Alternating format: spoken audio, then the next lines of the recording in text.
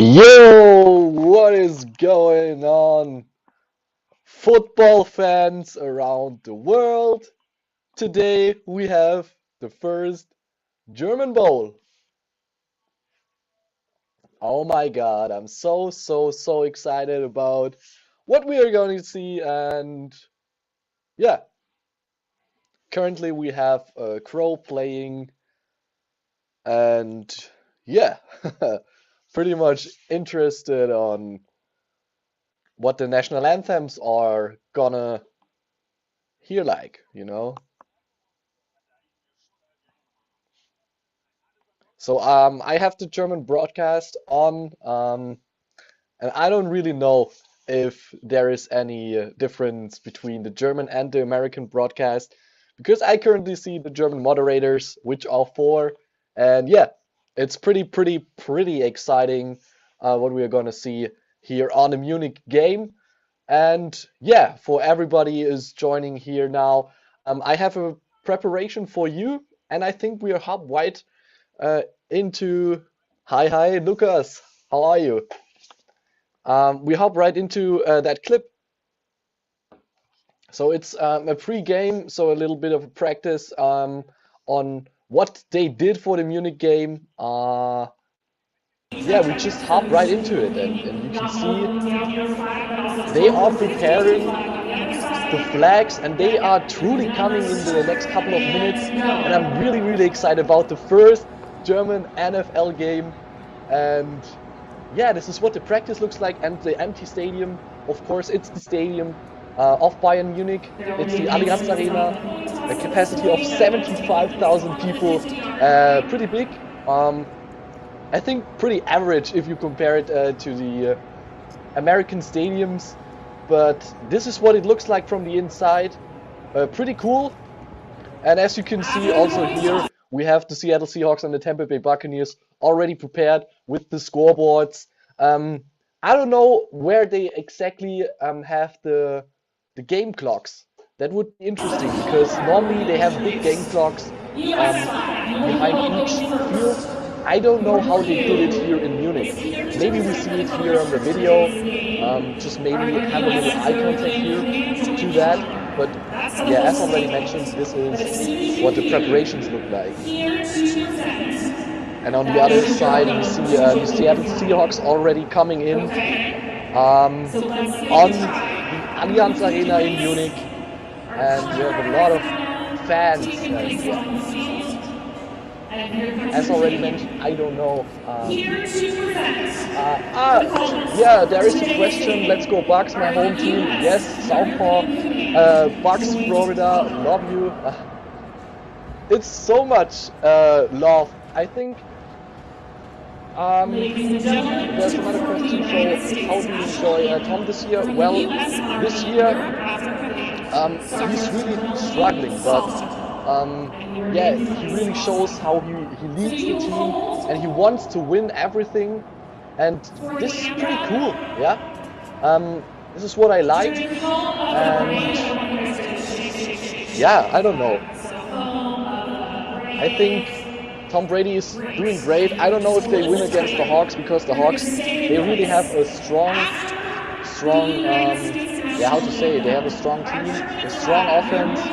Defense is also coming into the game, so it is going to be close, but I think,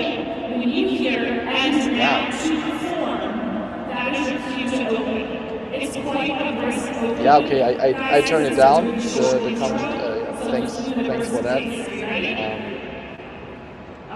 So yeah, so now we have the background noise is going to 0, but I think that Tom Brady is really coming back, because he never struggled this hard in a season. I mean, it's the first negative record after week 9, I believe.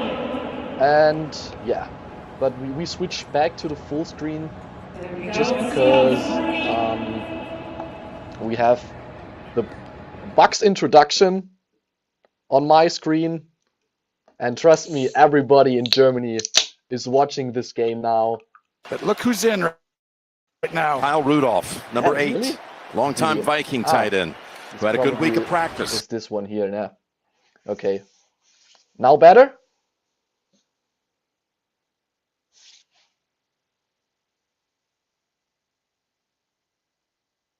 Is it better now? So I drink a little root.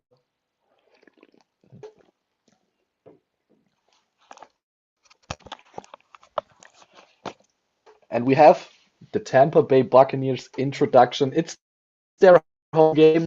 Yes, okay, perfect. Thanks um, for letting me know. Hey, also the introduction looks really cool. I don't think that we have it in German broadcast that we also see like the full, yeah, how to say, the stadium. Is it in the US the same that you see the players, yeah, with their names, with their numbers on the broadcast, or is it just starting right into the game?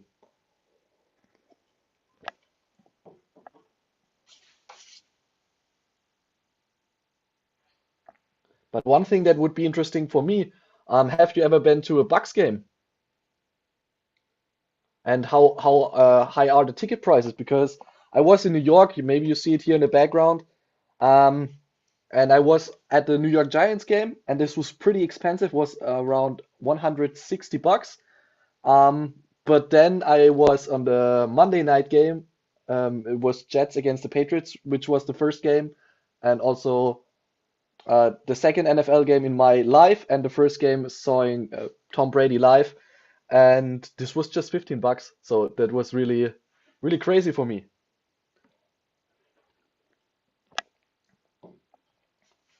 Okay, now we have both teams and their captains in the middle. And also, oh God, we have German politicians also. Okay. So for those of you who are wondering, the the guy in the blue, navy blue, is Schröder. Nee, not Schröder, sorry. Ah, it's Markus. Markus.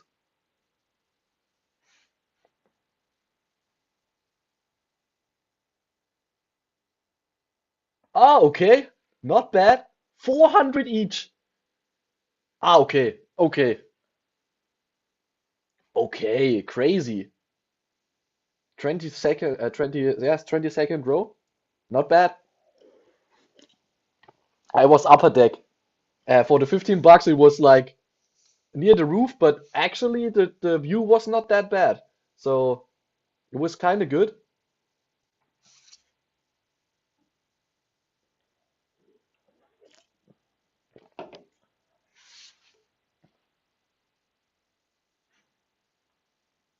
Okay.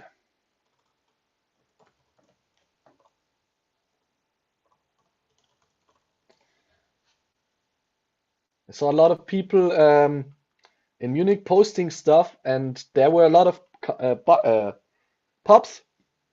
A lot of pubs in Munich were open just to see this game now. So there's also a lot of people wanting tickets for this game.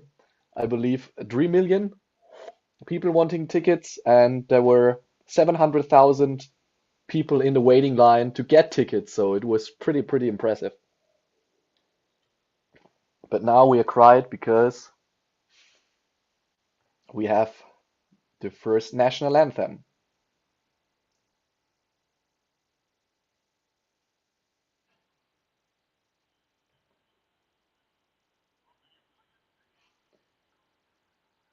Okay, we start with the US national anthem and a big flag.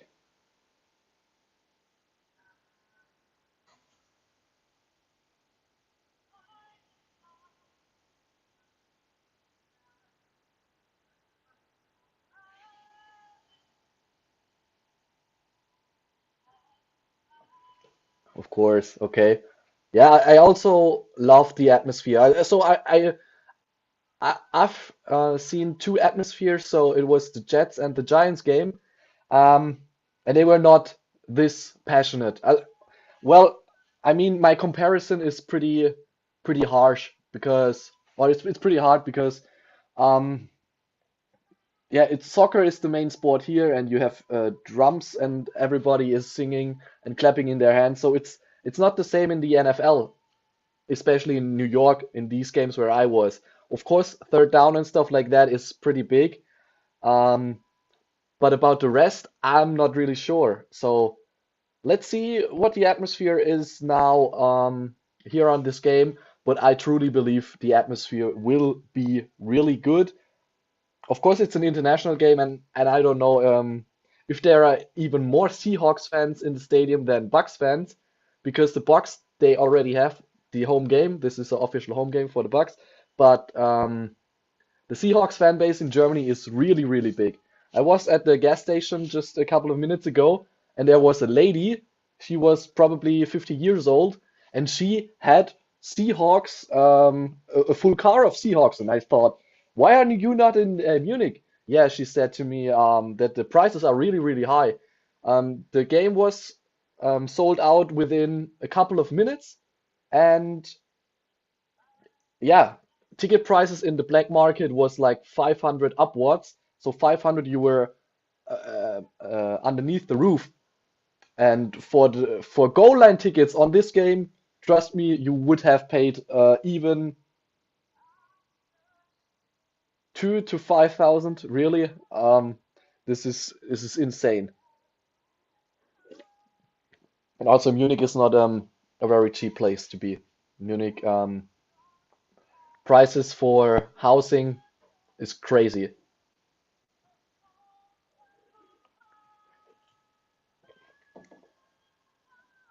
But yeah, maybe I can show you later a little bit um, about how the atmosphere was in Munich itself. I have some German sites that promoted that. Let's see if I can find them. Mm-mm-mm.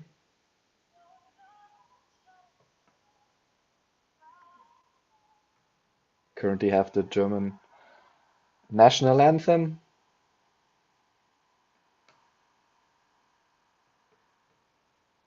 Yeah, maybe I can show you a couple of things because we are currently in a break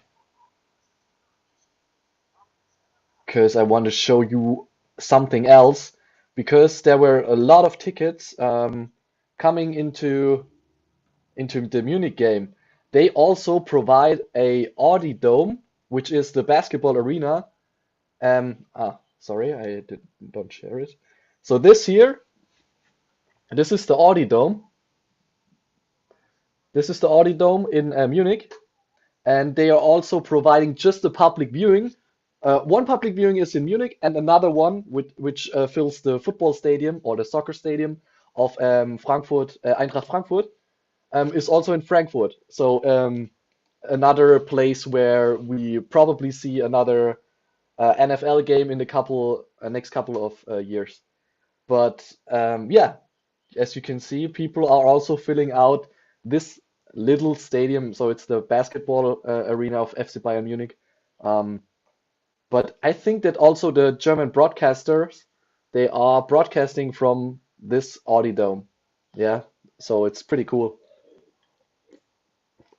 Um, yeah, this is about that. And let's see if we maybe have another picture. Yeah, we have also here Seahawks preparing Geno Smith. As you can see, Allianz Arena is pretty empty, but it was really pre-game, so there are a couple of more things. And here you can see a lot of international fans. So we really have supporters from every NFL team and also from ex or previous NFL Europe teams. So I also saw some jerseys from Frankfurt Galaxy, for example, which is an NFL Europe team.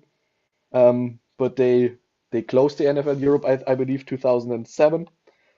But yeah, as you can see, we're still having a lot of American football fans. Mm, mm.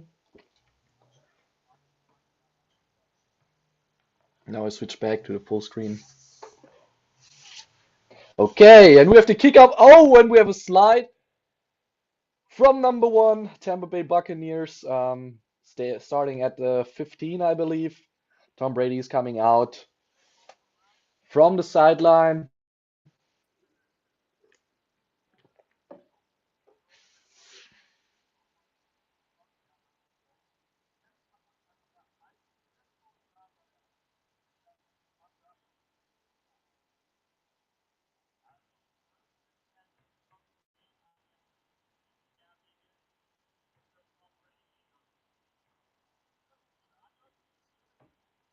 And we are also making this one.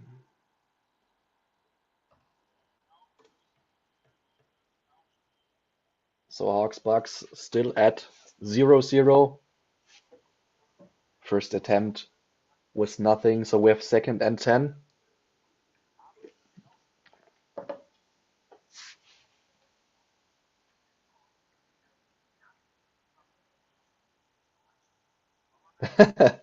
Yeah, I also saw the spam and thought, what is this? But yeah. So Tom Brady now passing, and it is not caught by Chris Godwin. So we have the 3rd and 10. Let's see if they can convert it to a first down. We're still at the 15. Tom Brady.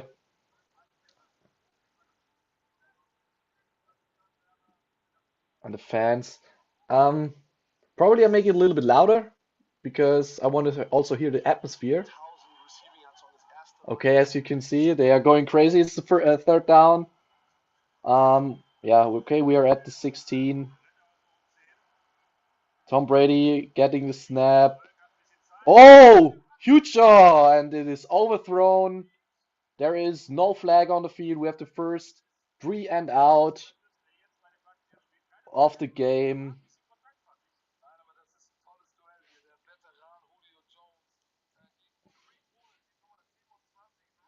I thought a little bit like that probably is a flag, but it isn't. So we have the first 3 and out. Just 47 minutes seconds played, and we have the first punt. A little bit nervous probably because it's in Germany. I don't know, but I think Tom will come back and make a couple of good plays and a couple of touchdowns. Now we have the punt out at the 25, which is pretty much a kickoff, so everything's good. And now we see big percentages. Completion percentage of GENO Smith, 73.1%. He has a pretty good and solid season. I didn't thought that he can have a season like that after the years at the Giants, at the Chargers, or also the Jets. And yeah, now we have the first snap coming up for the Seattle Seahawks. Clock is at 5. GENO Smith gets a snap. Good pass out of DJ Metcalf, and it's the first down at the first play. Good play call.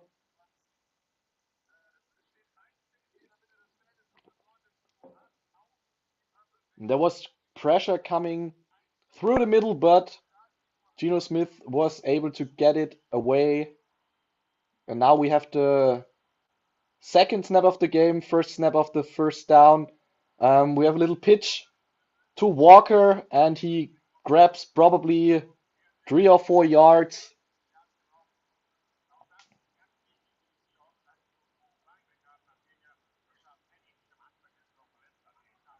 We have a 2nd and 6 coming up.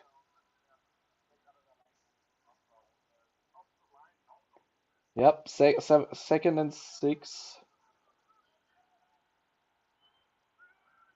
So GENO Smith, game clock is at 10 seconds. They have to get it back. Gives it another one to Walker. He picks up 1 yard. We have the 3rd down, 3rd and 5 coming up. 3rd and medium in Munich. And let's see what they can get out of this drive. As you can see, a lot of international fans in Germany. A lot of different jerseys, but I think overall there are a little bit more Seahawks fans than Bucks fans, as I've heard it in previous videos and interviews. And now we have GENO Smith. 3, 2, 1. Oh, this looks like a delay. Yep, it's a delay. First flag on the game. Delay of game. Took a little bit too long and should be a 5-yard penalty. So we make 3rd and 10 out of 3rd and 5.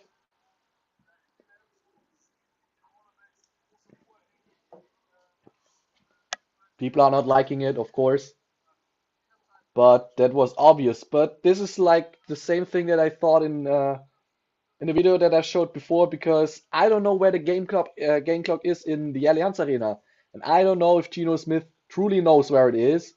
And we have a timeout called by the Seahawks. 3 minutes in, timeout called. I don't know if it was like the Bucks fans that were so loud, but I believe he don't know where the game clock is. Or what was that? What was that?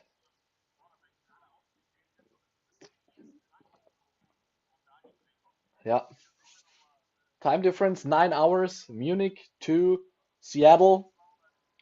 And with the Bucks, we are at the East Coast, probably like 6 hours or maybe 5. So they are a little bit in advantage of that. But as you can see here, a big game clock in the middle. So I don't know where the problem is, to be honest. So it's good to see that. And yeah, now GENO Smith has it. 3rd and 10. Big pressure coming up. We have the sack from the Tampa Bay Buccaneers. And they were going back probably like 15 yards. And we have the next punt coming up. Crazy. Okay, it's 6 hours to the East Coast. Yep. Yeah, I didn't even know. Probably 4, 5, 6, 7 hours. But then you guys have time difference between the East and the West Coast, or? So a big time difference of like 5 hours. No, 3 hours. Okay, this probably explains why we have different kickoff times. We have 19 o'clock, which is in Germany, like the first game, and we have the second game with 22:25. So probably this is because of the time differential.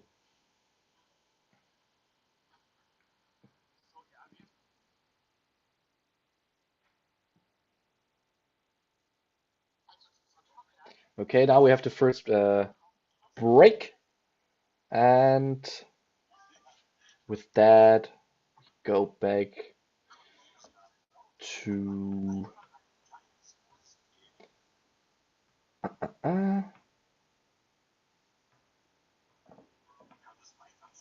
so after Microsoft tab. Yeah, let's go back to the page where they already showed us a little bit about the arena. As you can see, a lot of people were coming in, and here you can also see people going to the stadium and waiting on the lines, because there were a lot of things in front of the stadium that people didn't even know, just because, yeah, that you did some speed runs and other things. Okay, this was for the Audi Dome. So the public viewing, which is also in Munich, has like 15,000 other people watching it live with the German broadcasters. And yeah, it's pretty cool. See, what else do we have? Yeah, this was yesterday. This was like a little bit of a party, yeah, in Munich. We have first of all a little bit of ads coming up. Bad, but let's wait after we have it. Immer besser. Oh, the game is going on. We had the first play missed. Unvergleichlich viel Spaß mit Run Football wünscht Check24, We have a Deutschlands complete größtes pass Vergleichsportal. to Mike Evans. Yeah, Einen wow, what a intensiven grab. Genuss mit Run This Football was präsentiert euch for GENO. like 25, 50, Offizieller Partner 25, der 30 NFL. yards.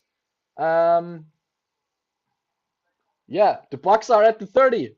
The Bucks are at the 30. That was pretty fast. Didn't even see it. And now we have the next first down from Otten, the tight end from the Tampa Bay Buccaneers. But a flag is coming up. It's an holding flag against the Bucks.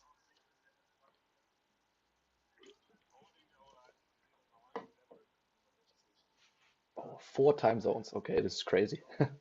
Wow. And how you guys doing it for NFL broadcast or NBA or stuff like that? I'm just watching it to another time, or how is that scheduled? Do you know that? Okay, now we have the first and 18. We are at the 38-yard line. Tom Brady gives it to Leonard Fournette. He picks up 4, maybe 5 through the middle, so it's 2nd and 13 probably.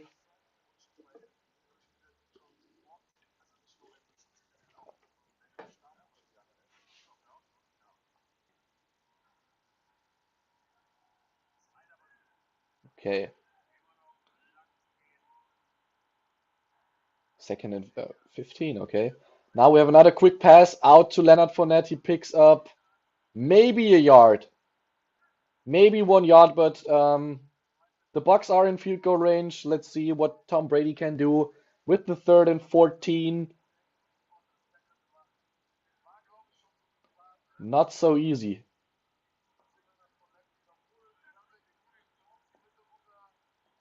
The Seahawks fans in the stands, yeah, they don't really know what to say about it.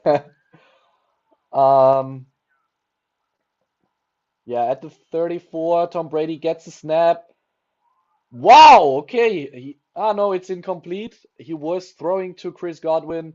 He was not able to hold it on, and we have a field goal coming up. A long one. I probably think it's,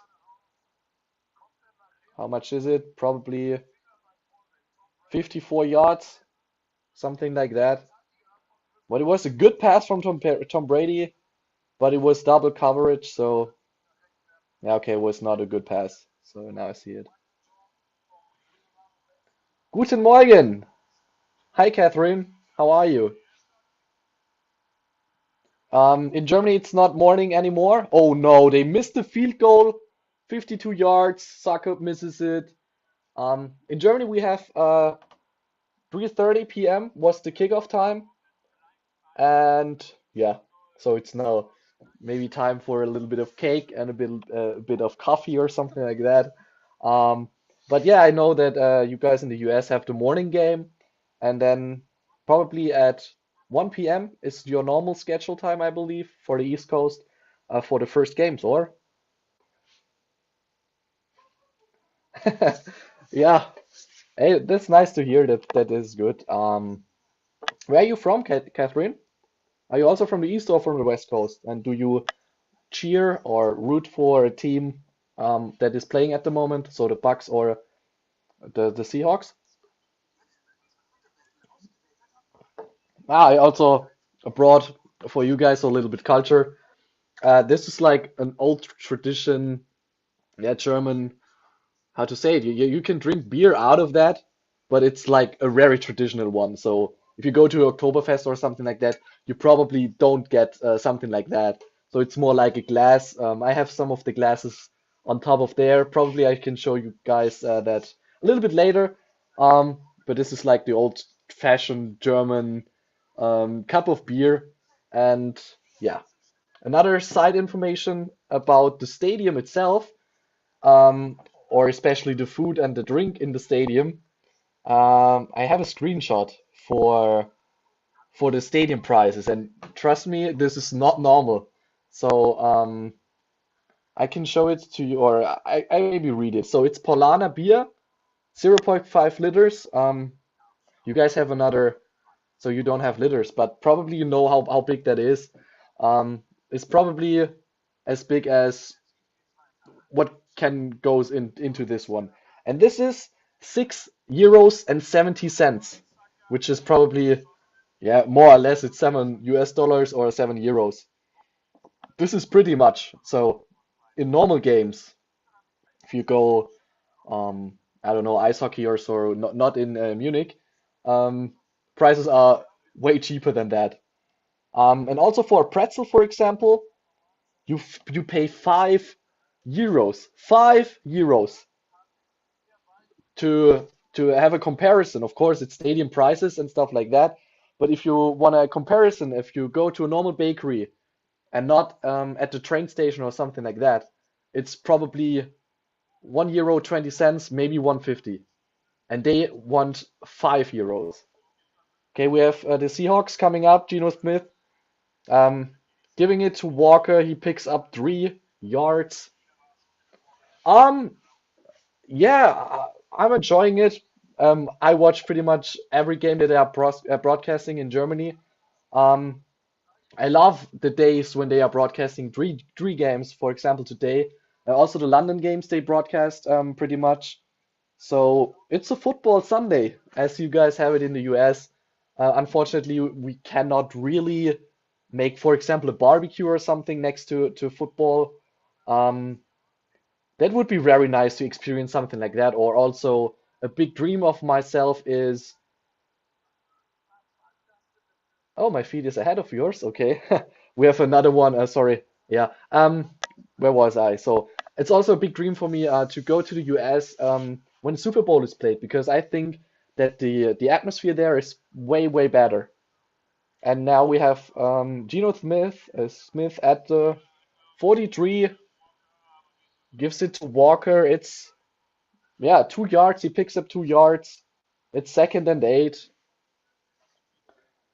And yeah, the Bucks defense looks okay, as well as the Seahawks defense, because the score is still 0-0. We had the missed field goal from Suckup.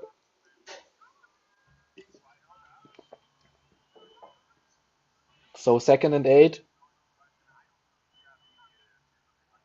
Another pitch to Walker, but he's not able to pick anything up. It's a loss of 1 yard, probably. Yeah, it's a 3rd and 9, I believe. It's another 3rd and 9. Let's see if we can if we see a big defense day today. Ah, okay, it's a flag.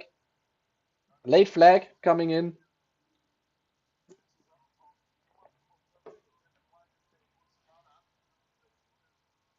Hey, it's true. It's true. The Tampa Bay run defense is crazy. Also, Via is crazy fast in, yeah, in coming to the quarterback and stuff like that. Okay, it's a personal foul against the Seattle Seahawks. So let's see if they decline it, or what are they doing with the penalty.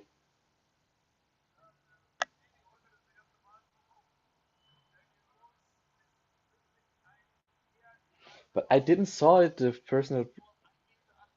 Whoa, okay. It seems like it was a horse collar tackle or something like that. This is what they show here. Okay, it's 3rd and 24. Crazy.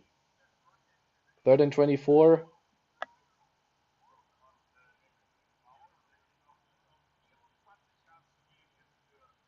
Hey, 24 yards. You cannot give that up. Come on.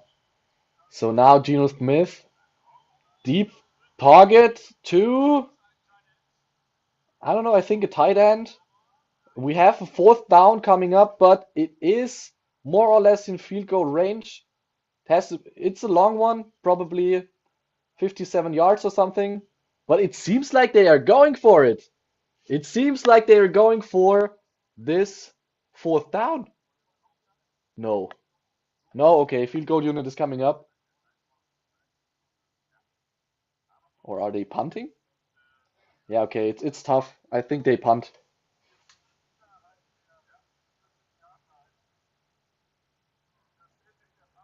Yep, they punt. Okay. thought they'd probably kick it maybe. I mean, it's a very, very long one, but yeah, okay. They punt. They take the, yeah, okay, they take the penalty. So give the punt a little bit more space. That makes sense if you don't kick it. Let's see where the punt lands.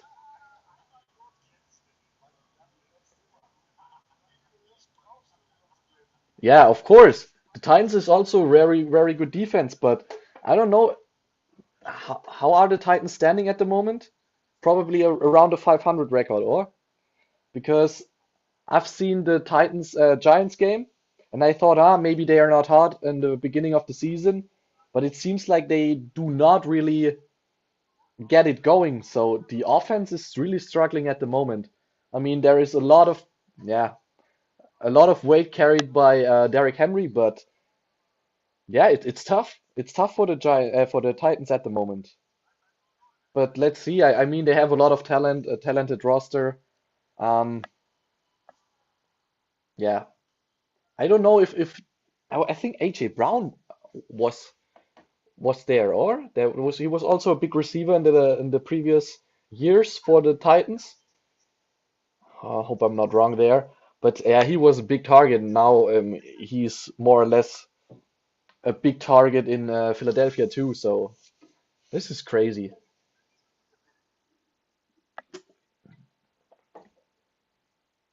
Okay. Yeah, exactly, exactly. Okay, you guys are 5-3. Yeah, it's not even that bad. As mentioned, I just saw the game against the New York Giants. Um, and with the other games, I just saw the highlights. Because they are not really broadcasting a lot of Titans games. Hopefully in the playoffs, yeah. This is yeah, I don't know. In Germany, they really often show just Patriots, Seahawks, Tampa Bay also because of Tom Brady. Um, yeah, they just show the good ones, or however to say it. Yeah, I do not really like it because I'm a Giants fan, and I don't really see a lot of Giants broadcasting here in Germany. But still, yeah. Okay, he won it out. Okay. I thought, why are they giving him away? Because AJ Brown was really, really good, and he was really a good part and a good fit next to Derrick Henry because he was making the big plays. Just give Derrick Henry the ball. He runs a couple of times, and then AJ Brown gets the big pass. That was a good combination, and also had an explosive offense because if you have a couple of passes to AJ Brown and he's making the plays, then you have more space for Derrick Henry, and he can make the plays. Um, so yeah, it's pretty tough for both if they are giving him away, but still, I think they have a lot of young talent, the Titans. Or which type of good receivers did they have, or which type of receivers were coming in for AJ Brown? Probably I know it when I read the name. Um, Okay, now we have Tampa Bay starting at the 11. Tom Brady gets the snap, gives it to his running back. He picks up 4 and he gets crushed. Whoa, he gets crushed.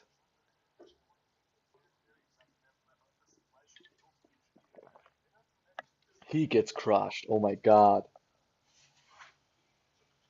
So we are at the 15. Tampa Bay with the second and 7 or second and 6. But this was a big hit. This was a really big hit. Okay, Tom Brady gets another snap. He gives it again to his running back. He picks up the first down, and the Buccaneers are at at their own 25-yard line. That was a big hole in the middle they were running through. That was a big one. A very big hole. Oh my God, I could even walk through that hole. Great blocking by the Tampa Bay offensive line. Great blocking. Now we are at the 25. Tom Brady, first and 10. Gets the snap, another run, another hole, and he picks up 4 yards. It's second and 6. It seems like they are running through the defensive line of the Seattle Seahawks at the moment. Seems like we can see probably the first good drive of this game if they continue playing like that. But as you have such a great offensive blocking, just give the ball to your running back. Okay, now Tom Brady keeps it, Godwin gets the ball, and he picks up another 3 or 4 yards. The wide receiver core of the Titans suck, yeah. Okay, yeah, hey, but what would I say? Yeah, the wide receiver core of the New York Giants, I think, is the worst in the league. Okay, Malik Wills, okay, and AJ Will, okay. So Traylon says nothing to me. I'm really honest. Arkansas is not the college that I follow. I probably see a couple of games, maybe. Yeah, or Arkansas Razorbacks. They played yesterday against the LSU Tigers, but they lost to LSU. Um, we'll watch it. We're just talking about the Titans just because of the commentary section, but we have the Tampa Bay Buccaneers at the moment having the ball and yeah, running the offense near midfield or coming close to midfield.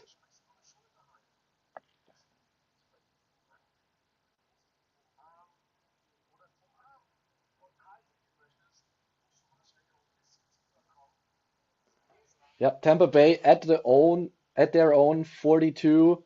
Tom Brady keeps the ball, great blocking by the line. He has lots of time, but he doesn't find a receiver and now goes to his tight end and he picks up probably 2 yards. And we are at the 45. Seems like a decent run, and we have the first view inside the stadium. It looks really dark to me. Um, Today I recorded another reaction.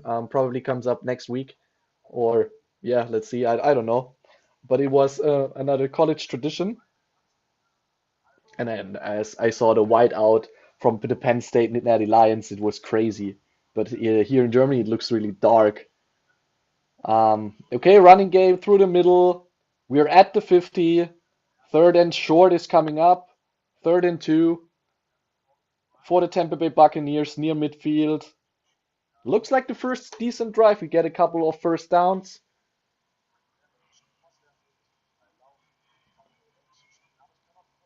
Yeah, Tom Brady.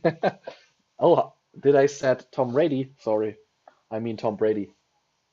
I'm sorry.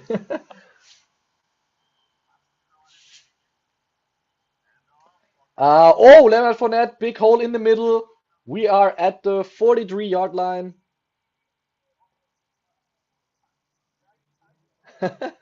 Hey, really? Is he Antichrist? I didn't know it. I thought he is Christian.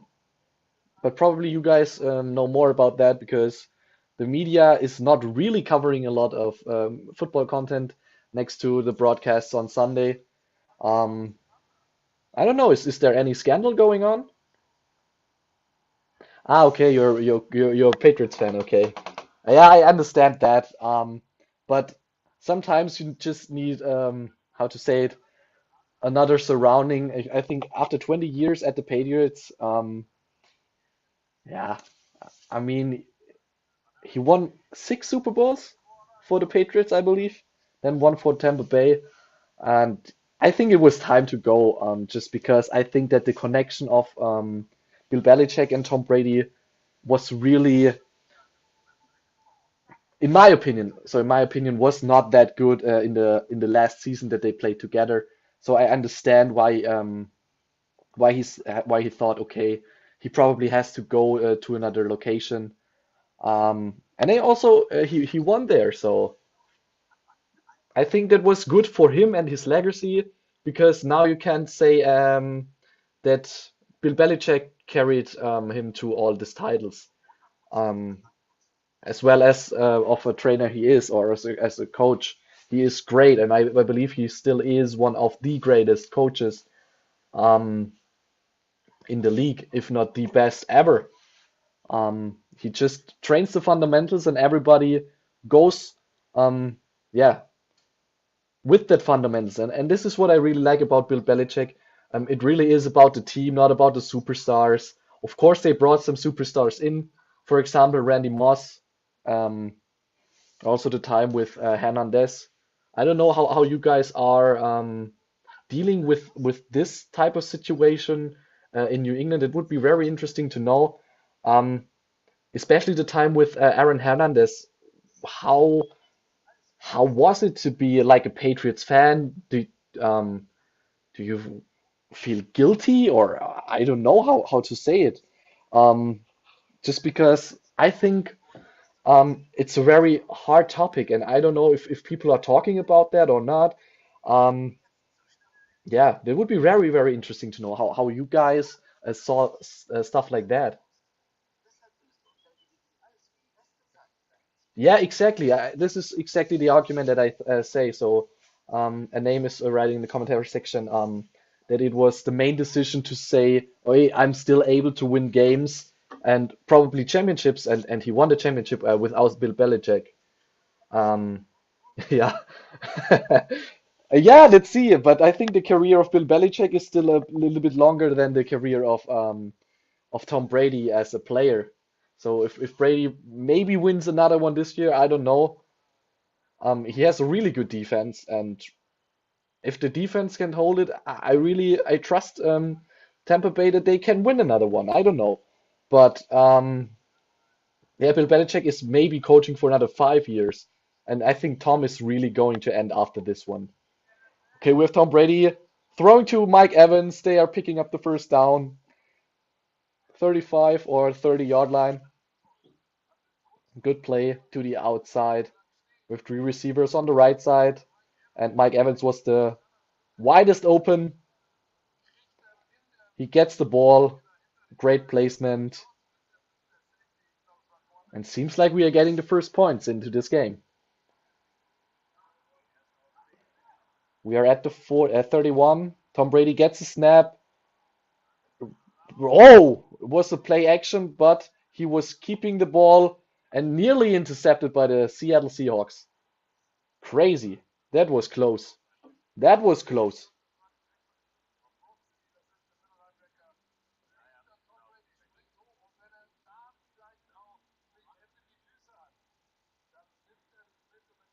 Yeah, this is what I mean. Yeah, this is what I mean. Peyton Manning did exactly the same thing. So you did not really see that they are going to win it, but then the defense was really, really good. And I mean, hey, the Seahawks haven't even scored yet. Yeah. And the Seahawks is one of the better offenses in the NFL, if not one of the top five or something like that. Um, so why not? Why not? But yeah, of course, I agree with you that Tom Brady probably has to shake up a little that the divorce with Giselle, and probably this is in his head that he's not fully here. I don't know, but yeah, we have a great pass through the middle, and we have Jones going for the touchdown! We have the first score in the German game ever! It's Julio Jones with the touchdown for Tampa Bay. 4-6. That was a great design. He was wide open in the middle, gets the ball nearly the 20-yard line, and then just runs it to the end zone. Julio Jones. That was everything open on the right side of the field, and he was, yeah, how to say it? He was nearly walking in.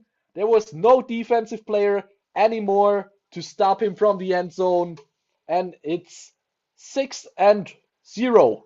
And the field goal, the PAT is good, which makes it 7-0 for Tampa Bay early in the second quarter.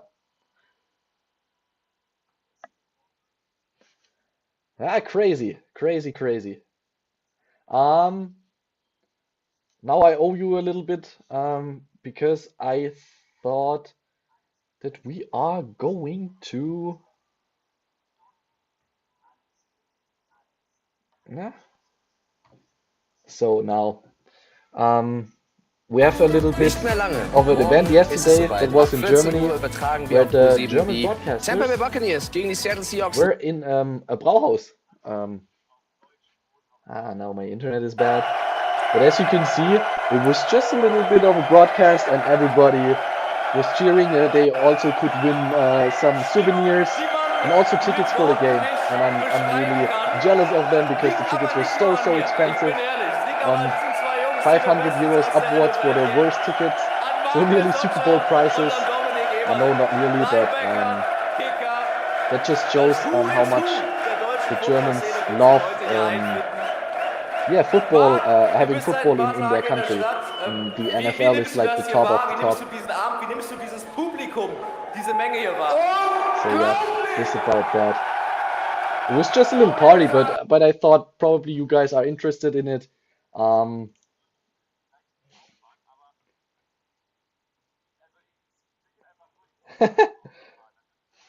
Yeah, it's true. It's true. Yeah, Tom Brady. Um, ja, auf einmal, wait, okay. Just had some background noise and didn't know where it comes from. Um,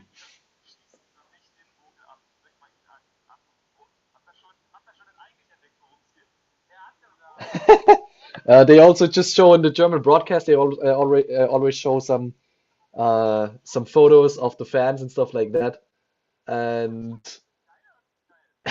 they are just showing a dude who is having his sausage. So the sausage that you can get at the stadium, he's carrying it in a bag here in front of him. It's so funny. It looks really cool.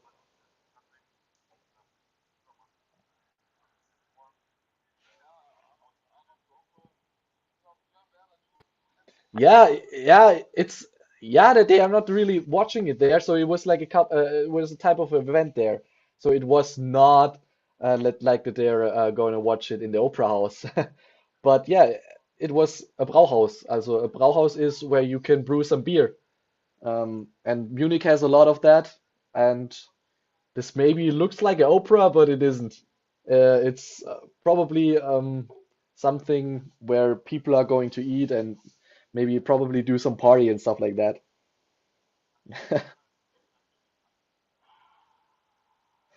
Oh, okay. The question is, what is stadium?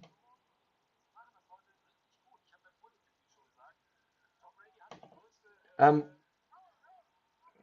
which type of food we have in the stadium, and it depends. I already read before we have the Bavarian pretzel. So this is now special for this event now, and they have also donuts in the stadium. So at the moment here in the Allianz Arena, but if you go to Germany and probably um, go to ice hockey or something, you can get everything there. So sausage is pretty normal. You get bread with sausage and yeah, also burgers sometimes. It depends on the stadium and also the state where you are. Um, but yeah, the things are good. Okay, we have the Hawks with the 2nd and 9. Geno Smith keeps it, and he is running through the right side. And we have 3rd and 2nd coming up. 3rd and 2nd for Geno Smith and the Seattle Seahawks at the own 35-yard line.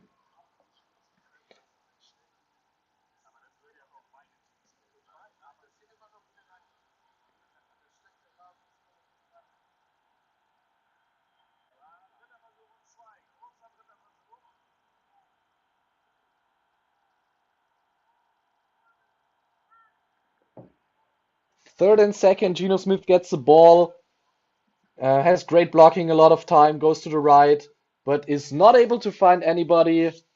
And we have 4th down, which means that they have to punt again. Seattle's offense is not really working that good at the moment. Tampa Bay defense making a great job covering everybody, and yeah, Geno Smith is not finding his receivers.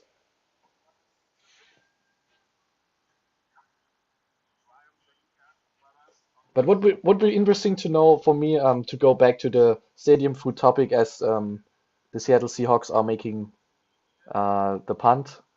Um, what are you guys having for stadium food? Because I was at the Madison Square Garden, for example, for ice hockey and also for basketball, and it was crazy. Really, the food in the stadium in Madison Square Garden, I thought I mean, it was really expensive. I had a burger for 25 bucks. It was like this big, so it's not really that big, and I can really eat a lot. Um, but it tasted so good. And yeah, I also was at the New Jersey Devils stadium. I don't know what the name was, but there I had the Devils burger, also great one, was really good. And then at the MetLife Stadium, so New York Giants game, I had chicken, chicken with fries, and it was also great.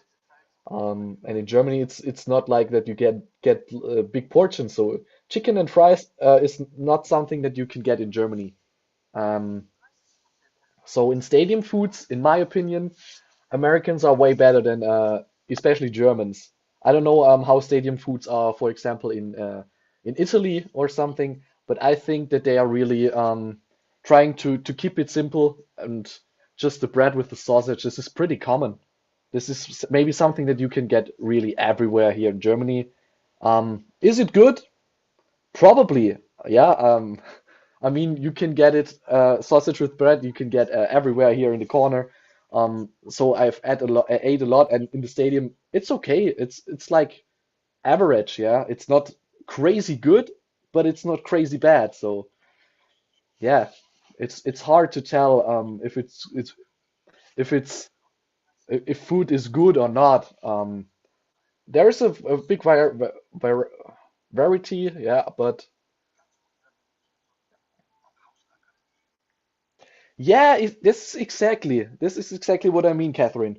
Um, I thought that I made a video about the craziest stadium foods, and then there were really crazy foods like I try to remember, but some milkshakes from baseball teams, which were with a lot of toppings, a lot of stuff in it that looked cool, really. Especially if you were like um, trying to make experiences. This stuff is good, but I mean for real fans um, and people who can probably not spend that much because tickets are always very expensive. And then when you go to the stadium and have to pay another, I don't know, with the family, you probably have to spend another $60 for food and for drinks. This is a lot of money, but yeah, if you have it very far, like me, then you try to order some extraordinary stuff that you can normally don't get everywhere. But yeah, I go with you that that simplicity is better than variety. Yeah, I hope I pronounce it right. Okay, back to the game. We have Tampa Bay. I missed the first snap again because I'm talking too much. Tom Brady, 2nd and 7, goes to the left side. Mike Evans keeps it, but struggles to keep his feet on the turf. We have 3rd and short coming up. Get drunk before they charge you $10 for a beer. Yeah, exactly. That was also a thought that I had to get drunk just before the game. But then I thought, hey, I don't pay $160 to don't remember the game because I'm drunk. And then I thought, I don't drink in the US. Especially, I don't know if I can get any problems there with being drunk. I don't want to end up in a police station cell because I'm drunk. I don't know how harsh they see it. So that was a little bit of a fear that I had getting drunk and then going to the stadium because I'm also really passionate. I love to yeah to show emotions at the stadium, and I don't know if it really is helpful for me to get drunk at the stadium and then yeah, maybe a security or so has to pick me up, and I probably miss maybe a part of the game, and it would be very hard. So I didn't want to risk that, and this is why I chose not to drink. So I had a soft drink. And I believe here for this cup I had to pay $10, but it was pretty much, and I had a souvenir, so it was good. And meanwhile, Tom Brady made the first down. I'm sorry, I talk so much, but Mike Evans makes the grab. Um, Fast pass, Tom Brady. Oh, and there is a face mask at the end. Do we have a face mask flag? No, we don't. But we have a Laola wave in the stadium. Do you guys see that? This is when the people are going up with their arms. We have Leonard Fournette. Oh, sorry. Leonard Fournette, it's 2nd and 9. He just picks up one. But Tampa Bay looks good so far with their offense.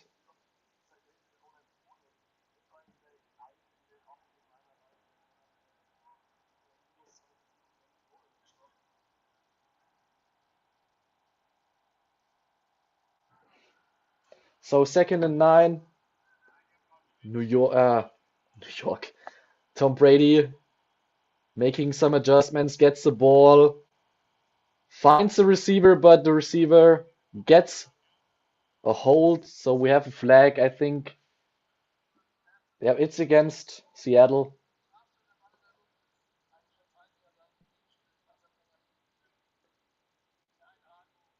What? Court? Oh, really? For people? Okay, but at the Eagles Stadium, this is a must-have, I believe, because I've heard that the Eagles fans are really, really passionate.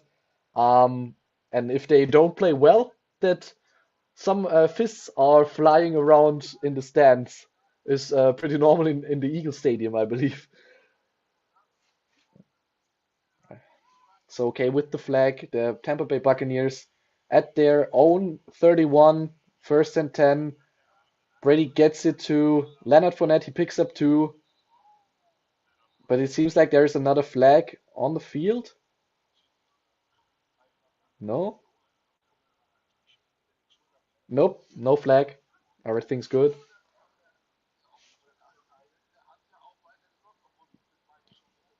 Hey, this is what I mean, yeah? If any stadium, then it is, of course, the Eagles. Because the Eagles fans, they are really, I, I think that they are one of the most passionate fan bases and also volatile. Because if they're playing good, they are good with their team, but if they're playing bad, oh my God, the Eagles. I don't want to be an Eagles player if they are playing bad, really. You can probably fans hit you with with a can in the head. And then we have Leonard Fournette picking up the first down through the middle. Bucks near midfield.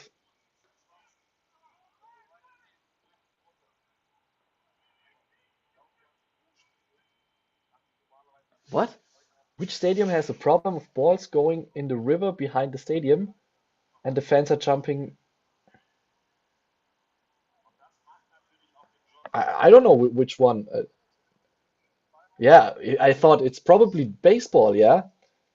Uh, but there is also I saw some San Francisco Giants games and the Giants they uh they also have some boats and paddling outside the stadium, just people who are trying to catch some balls or home runs, and this is crazy.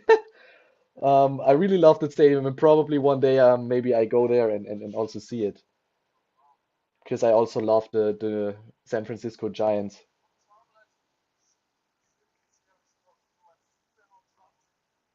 Yeah, I don't know, Catherine, is it a baseball stadium or is it maybe American football? Do you know which sport that they are playing in there?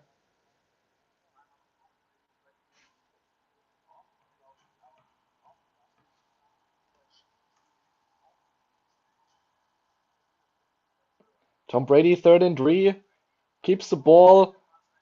Nice pass out to Mills. He makes the first down over midfield. Um,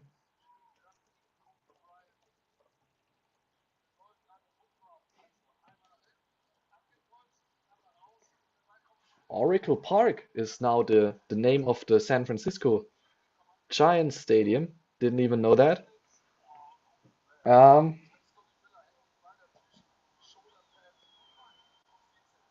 Wrong spot. Near me. Um, Wait.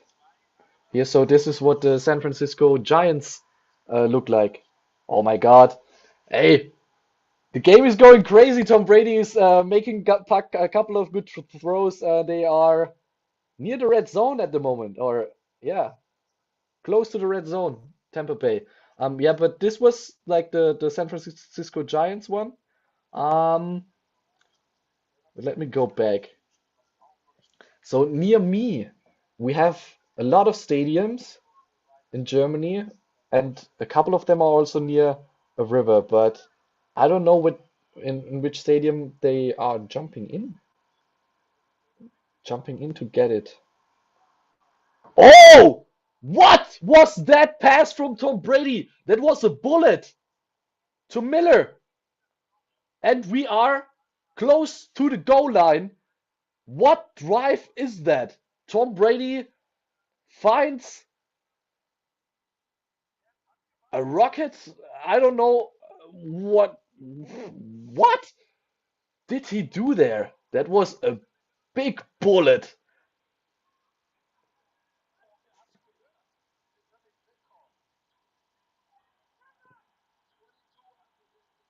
Yeah, a ball outside.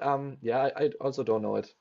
Um, Leonard Fournette keeps the ball and comes to the 1 yard line.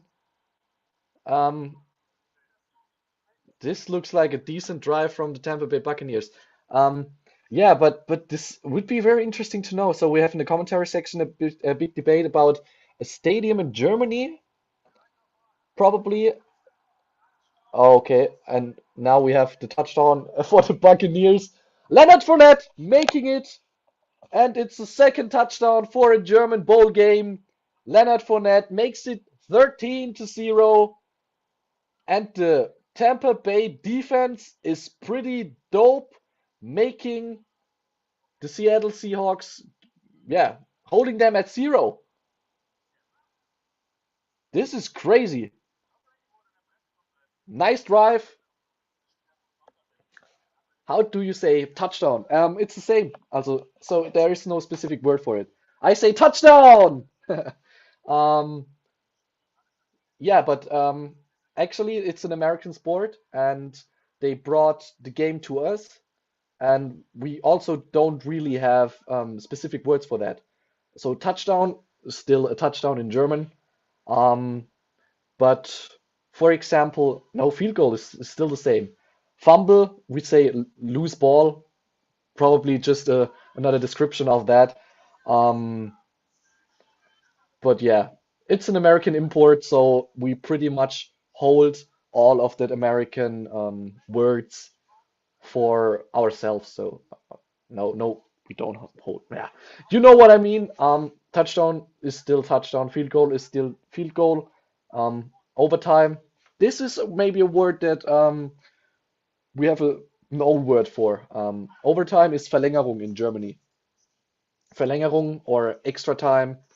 Um, but yeah, as mentioned, touchdown still stays at touchdown. um, Meanwhile, I'm trying to find a stadium near the river in Germany. Near river. I really don't know which one because I saw a lot of stadiums, but they are not really this close to rivers. Hmm. I don't know. But for those of you who are new to the live stream, um, the German game is played in the Allianz Arena, which is the home stadium of Bayern Munich. So it's a soccer club, big soccer club here in Europe, and the stadium holds a capacity of 75,000 people. Um, yeah, it's pretty big. It's pretty big. 75,000 people. For yeah, German stadium is pretty big, but for example, the Olympia Stadium in Berlin holds up to 80. 83,000, I believe. So it's not the biggest in Germany. But we also have, I think, next year or in 2 years, another German game in Frankfurt, which just has a capacity of a little bit over 50,000 people. Um, yeah, let's see how this is going to work. Um, because as mentioned, tickets are really hard to get, and a lot of people want to get tickets for American games. Um, yeah, so it's tough. Let's say it like that. And I don't want to pay 1,000 euros for a ticket on the stadium. Oh, get crushed.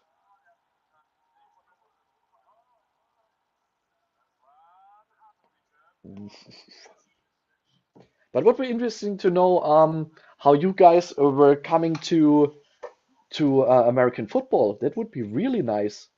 Um, which history do you guys have with the sport, and why do you enjoy watching American football? Maybe over other sports like hockey, like basketball, maybe also soccer. That would be very interesting.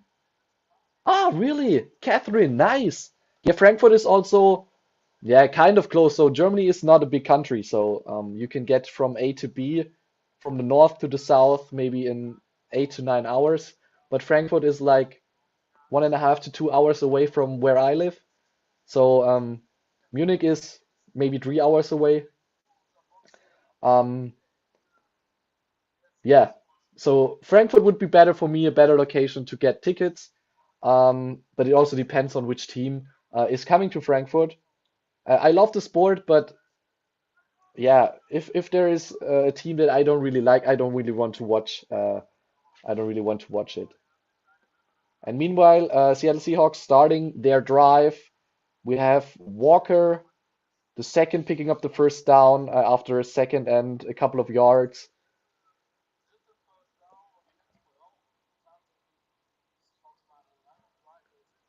Yeah, hey, nice, Catherine. If you need any advices or specific places to be, um, just ask me. I try to answer you a couple of things. Maybe I can give you some insights of sightseeing tours in Germany. But Germany itself really has not this many sites. Of course, if your family is there, just enjoying it, having some family time with them. But to be honest, France and Italy has to provide more sightseeing stuff than Germany itself. But one thing that is really big, and probably I can show it to you, and maybe to the other Americans out there, um, is one big advice that is not really famous, but I show it to you guys. So Seattle has third and 10, so they were not able to make a couple of plays with the last couple of things. Meanwhile, I try to show you something. Let me get into it. And this is this one here. It looks really good. I was there myself. It's in Bavaria, which is a state, so also where Munich is not far away from there. And this is one big site that you have to see if you come to Germany. Really, this is a really nice castle. Oh my God, was that a grab by DJ Metcalf? No, he is out. Tampa Bay Buccaneers defense is crazy. Another out for the Seattle Seahawks. But yeah, back to the castle. So this is pretty cool. If you, yeah, Checkpoint Charlie would be also great. Checkpoint Charlie is in Berlin. Berlin itself has also the Brandenburger Tor, which is cool. And I also think that they have a castle. So I was in Berlin twice, and maybe also the TV tower is pretty cool there. But yeah, as mentioned, Germany is not a big sightseeing tour. You can go there, you can eat really good food, um, but for sightseeing, Germany is not this great. But it's good to dive deeper, maybe into the German traditions. If you go to Germany, probably in October or September, you can go to the Oktoberfest, which is really an exciting thing. Um, yeah, Kielsteinhaus. Okay, yeah, okay. Then you probably have a couple of ideas what you are doing. Um, this is not bad.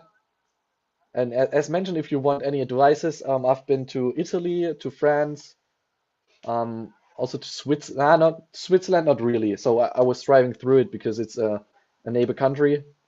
But also Austria um, has a couple of good places to be. Vienna, for example, very nice city.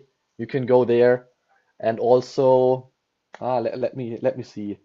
Vienna and Salzburg. Salzburg is also great. So these are probably two cities that I would visit if you ever have to go to Austria, and you do it a little bit in combination with Germany, because Austria is more or less Germany. They speak the same language, um, a little bit a different dialect, but all in all, they are pretty much Germany. I don't know if Austrians want to hear this, but in my opinion, yeah, we are like brothers. I don't know how to say it. Um, yeah, it's as well as Switzerland. A part of Switzerland is also speaking German, but they have a stronger dialect than Austrians. So this is more like an own country. But Austria and Germany is pretty similar.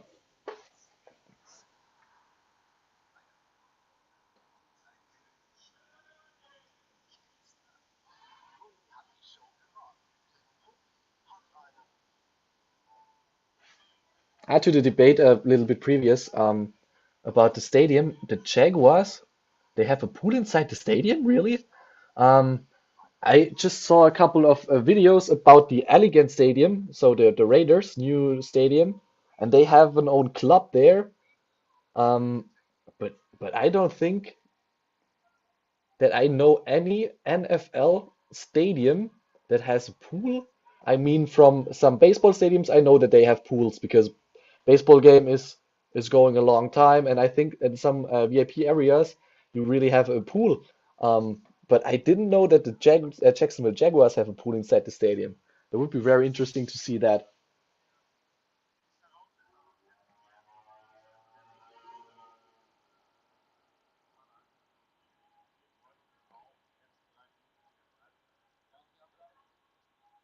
Yeah, true, true.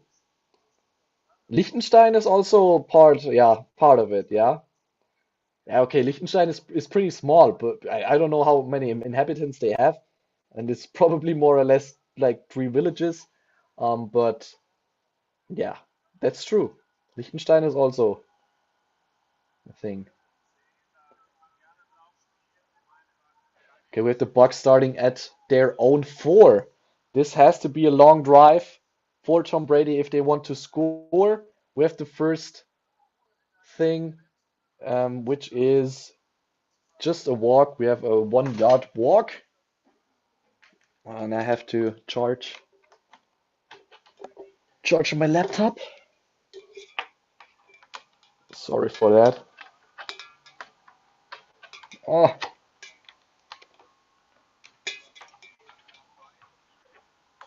we have another run. Oh my God, this seems like that they are going to stop the Tampa Bay Buccaneers. Ah, what is going on, man? I have the USB problem where you can where you want to stick it in with. Huh?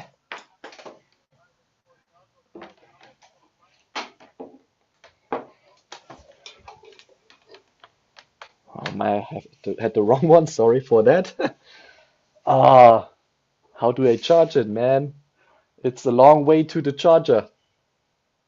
Yeah, probably it holds like a couple of more minutes till halftime. I hope so.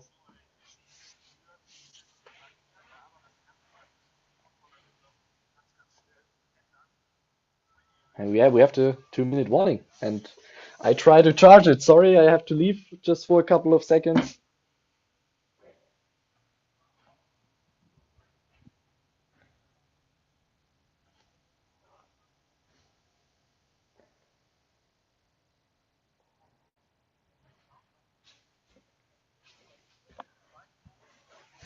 Hi, hi, hi. Okay, I don't know what I'm gonna do because the charger is really, really far away.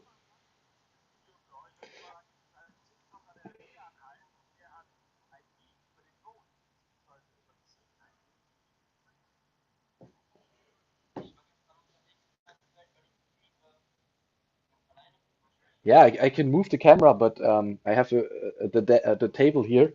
Probably I can show it to you here.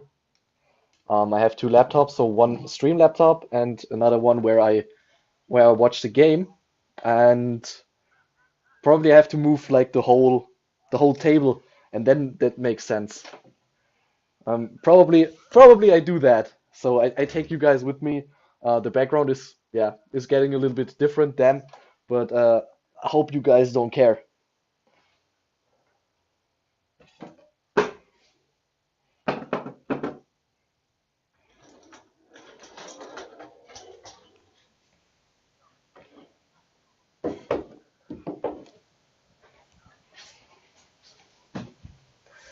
So then we do it like that. Ah, awesome. Uh,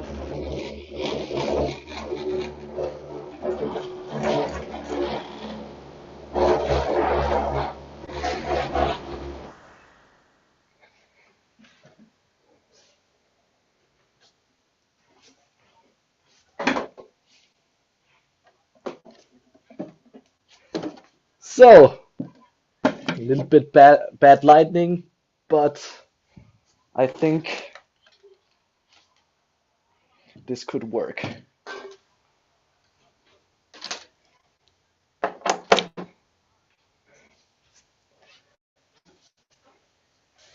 Yep. Whoa. So different background now with the chairs. I hope you guys don't mind. We can still talk, so this may be the biggest thing or the most important one. Yeah, we have Tampa Bay going out. We have 4th and 7. They have to punt.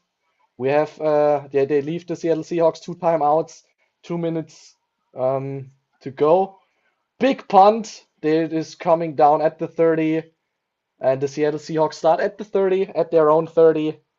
1:49 to go, and let's see if they can bring some points to the board.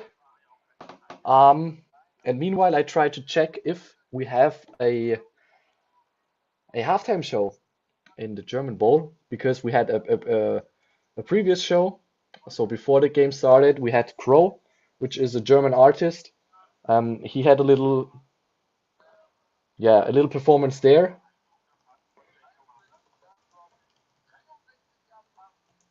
But I don't know if we have a halftime show.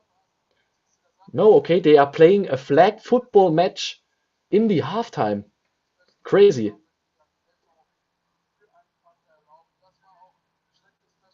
Okay, German women are playing a halftime match in the stadium with flag football. And this is what they are gonna do at the halftime.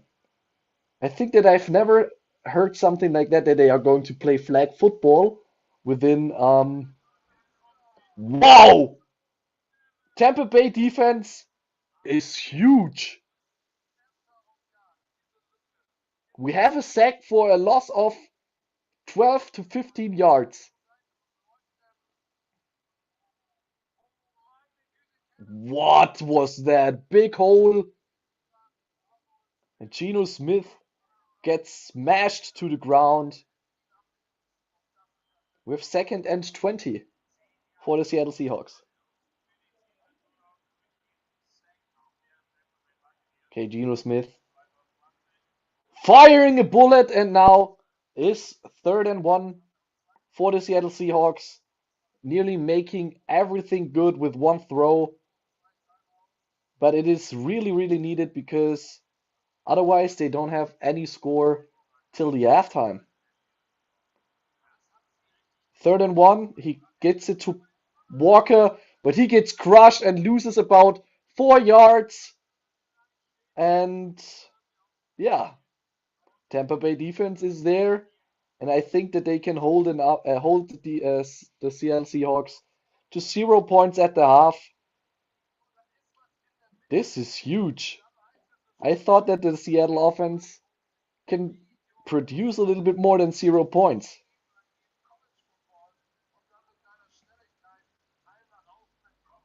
This is insane.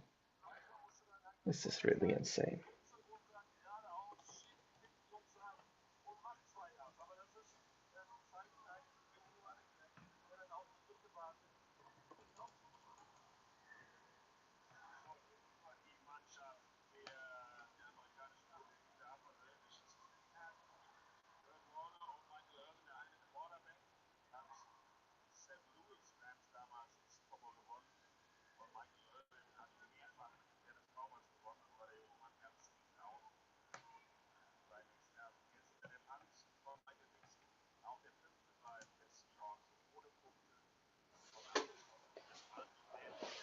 Okay, they had to punt, and we have 28 seconds at the Tampa Bay 2.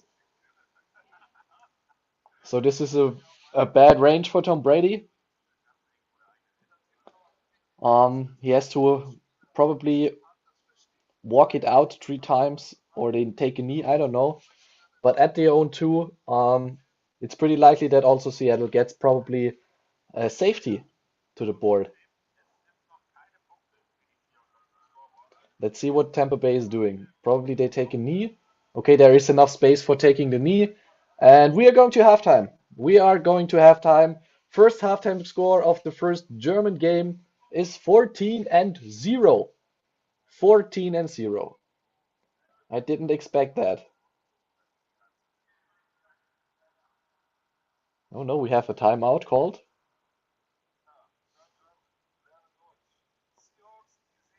Yeah. I don't know if you guys see the same. The Buccaneer is a Seeräuber in German. Touchdown. Landung. Okay. Catherine, they say touchdown means Landung in Germany. But actually, nobody says that. Nobody says Landung. It's always a touchdown. Actually, this is also new to me that the touchdown means Landung. That just means, okay, that you are going to the end zone. Um, but trust me, each broadcaster and everybody is saying it's a touchdown. So yeah, the Seahawks taking these timeouts. Now we have the 3rd down. Yeah, Catherine, I'm sorry. But yeah, I really didn't even know that before.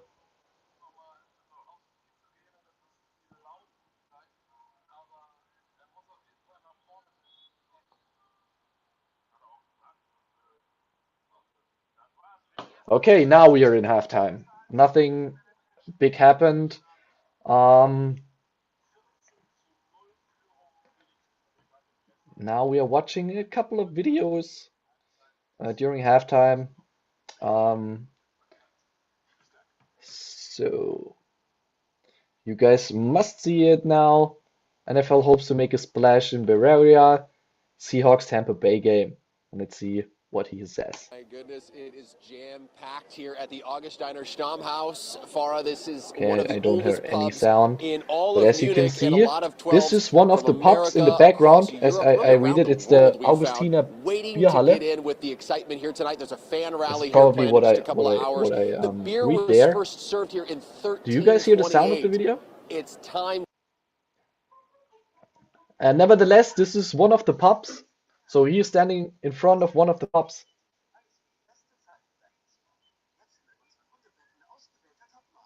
Yeah, exactly. Yeah, I know for the knee, but there was enough space for taking the knee for Tom Brady. So um, yeah, they were not able to get 2 points. But yeah, back to the video. We have the Bavarians here in the background. and it's the Tested Augustiner 700 Bierhalle, years. which is It's kind of a a fun pub, culture clash one too, to of hear these the 10 or 12s 15 chanting the official Seahawks pubs chants that the echoing NFL throughout this announced historic beer in hall. Munich, Really an where you amazing can have experience here public today. viewing 24 hours to game day. watching the Also, take a NFL. look, And trust not far me, from Munich at the moment is fully loaded with public viewings, with fans across, yeah, everything. So it's a big fan party, and it really must feel also for the players like a bowl game, just because there is so much trouble around. Yeah, yeah, it's more or less trouble. So it's a big game for Germans, and yeah, here. There's just this people want plaza to be called part of that. Orienplatz. It's And as you can see, the Seahawks community in Germany is really, really strong, and I believe that also the stadium is really in Seahawks hands. But yeah, I think this is also the Seattle Seahawks fan club where the that we have NFL in has set up Germany. this brand new Could be. fan experience And for yeah, this yeah, week. in the background you In the see shadows there of is number centuries-old 12 churches and built up. monuments, there's There this are giant here big helmets where the players, where the people can make photos.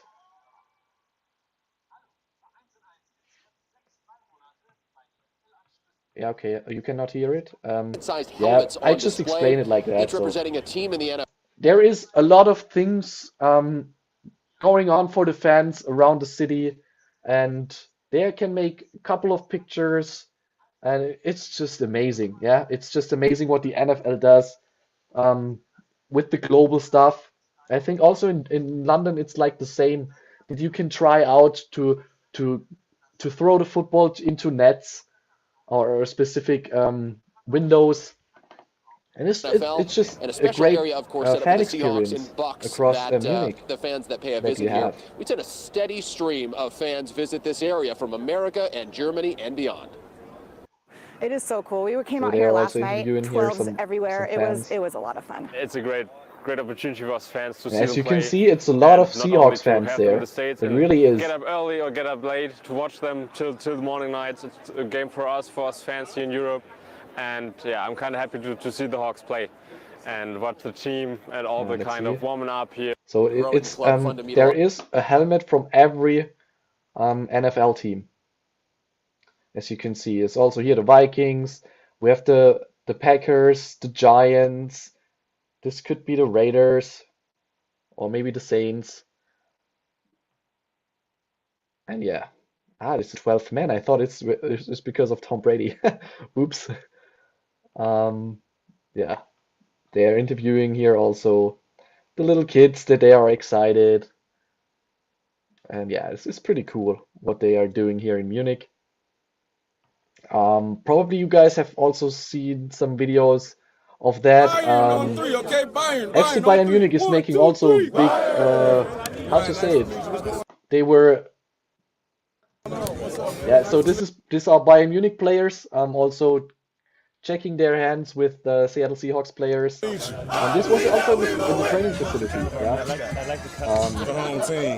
They get yeah, souvenirs from both sides, and I love that. Yeah, maybe this is a little bit stuff that you guys don't see. So the question is, do I have an idea why there are so many Seahawks fans? Well, the broadcasting in Germany, they started to get big.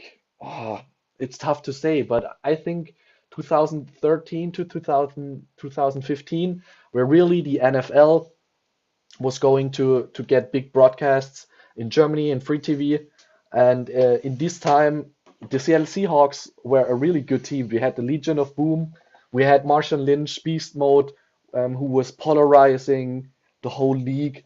And of course, they showed a lot of good games because the Seattle Seahawks were really good in these times. And because they showed a lot of Seahawks games in this period, I think people just feel urged to be a Seahawks fan because they show the Seahawks so much. And if you are maybe starting a TV show and you see the first team and you say, hey, the colors of the team are not too bad, the team itself is not too bad. Probably this is why people are Seahawks fans so much here in Germany. This is my theory behind that. But I'm not sure. In my case, so I'm a New York Giants fan. I'm a Giants fan because I was going to New York with my class, and from then on I was New York Knicks fan, New York Rangers fan, Yankees. I know you guys probably gonna hate me on that, but yeah, it was just because I was going to New York, and of course the Giants. Because if you're living in Manhattan, you probably are Yankee fan, you are Ranger fan, you are Giants fan, and yeah, with MLS, I don't really know which type of fan you are, but um, yeah, that was the story behind my thing. Yeah, why not picking the Jets? Actually, I also like the Jets because it's the same city. I also support them. I also like the Mets, the New York Mets, and also like the Brooklyn Nets. Um, but yeah, why not picking the Jets? That's a good question. But the Jets in this time where I started to watch it, they really sucked. Um, and one big reason to be a Jets fan would be the TV series King of Queens, because Kevin James is a Jets fan. So this would be one thing where I say, probably being a Jets fan is not too bad. And even this year, being a Jets fan is not bad. But I think it took a very long time, um, yeah, that the Jets are attractive to new fans, I believe. But yeah, that's true. Why am I not picking the Jets? Being in New York, I don't know. And I don't know if the New York Jets are really. So I always thought that the Giants are more the team of Manhattan, and the New York Jets are more the team of the state New York. Of course, there's also the Buffalo Bills, but I mean the Jets are more the Jersey team, or it's like the Devils, the Jets, and the Mets is more like everybody else, not Manhattan, or I don't know how they are doing that.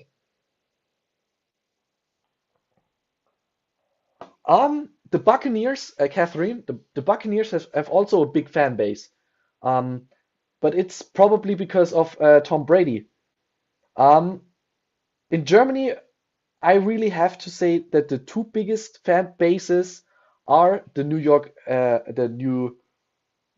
England Patriots and the Seattle Seahawks. But I think with Tom Brady, a lot of fans shifted from being Patriots fans to Buccaneers, or maybe not shifted, but they were also liking the Buccaneers. So this is maybe my theory on that. But I'm not really sure if it is like that. Yeah, so this is my theory about that.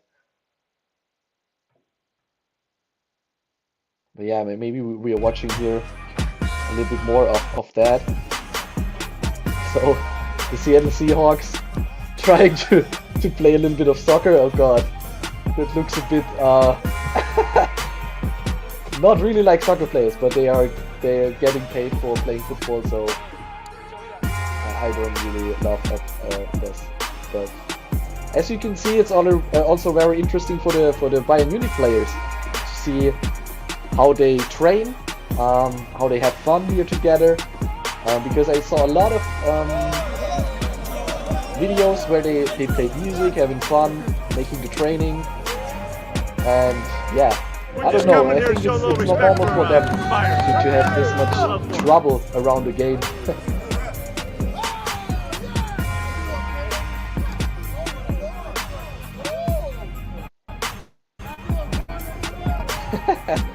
I really love that when I see these scenes.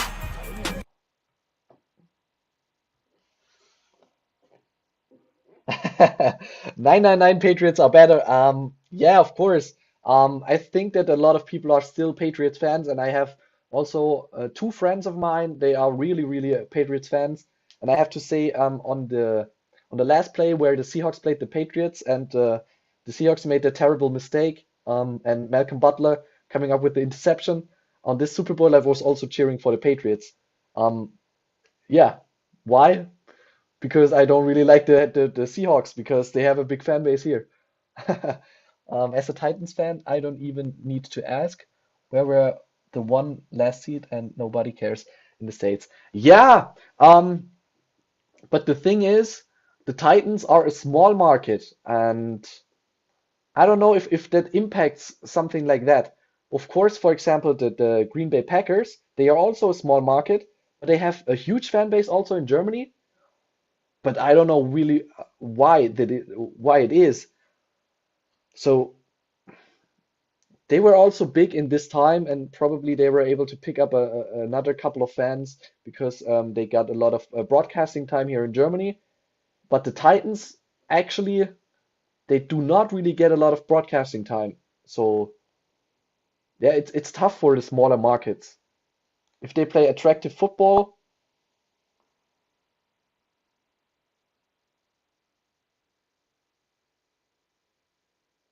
um, maybe they have a bit more chances. But yeah, it's tough. I think that also the Bills they really have problems gaining fans, I believe, because it's a small market. Of course, they are playing very attractive football at the moment. They are also getting broadcasting time, but it's also hard for the fans to go there and watch games.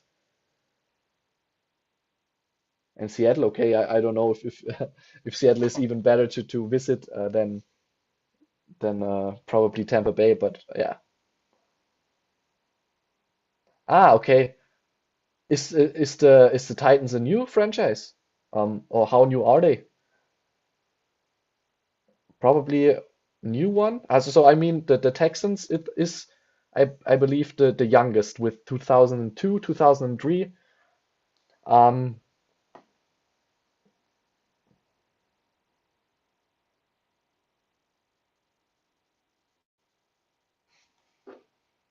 yes. So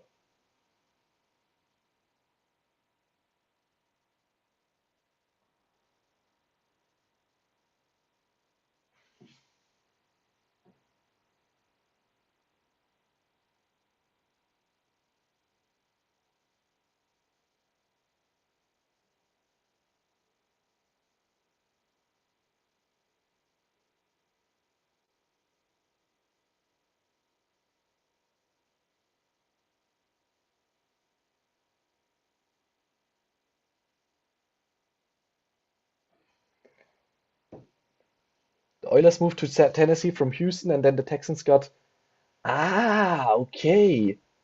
I got it. I got it. Makes sense. Makes sense.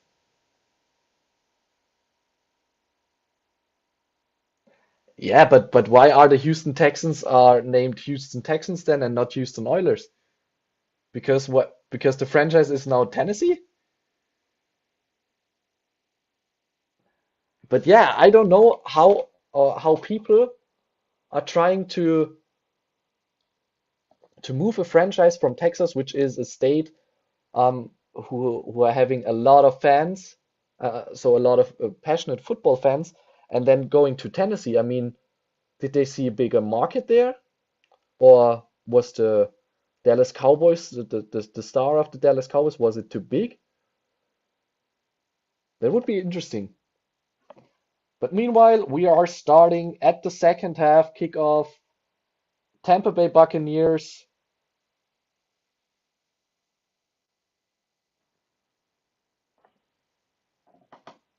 And it's a touchback, so we are starting at the 20 or 25. I don't know the rule this year.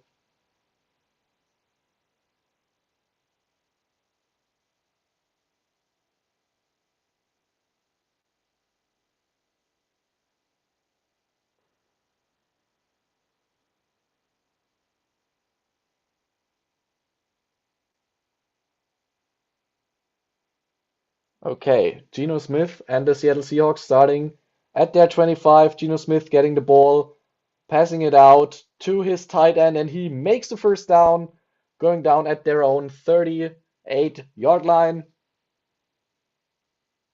And seems like they have the right adjustments at the halftime because they were able to pick up the first down at the first play.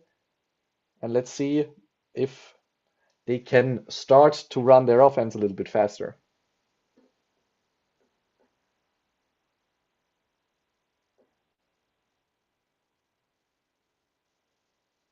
Okay, got it with the Houston Oilers. And we have another first down for the Seattle Seahawks going over midfield. Now it looks like the offense that they are normally having. Whew. Let's see if the Bucks can hold them to 0 at this drive. This has to be hard. Yeah, to go back to the Houston thing. Yeah, this is often that they move franchises when the state is not willing to pay a new stadium.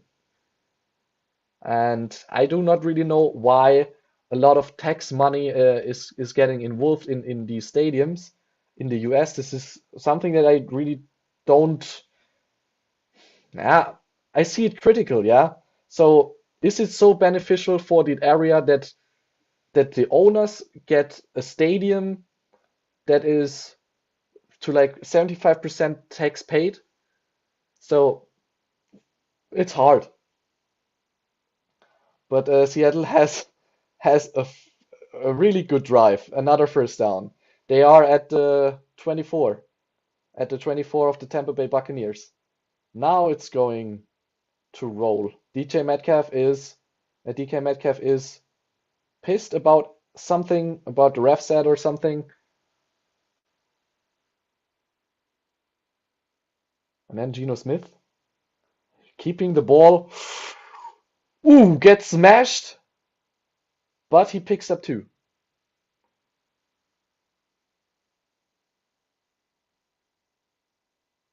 Yeah, that's true. That's true.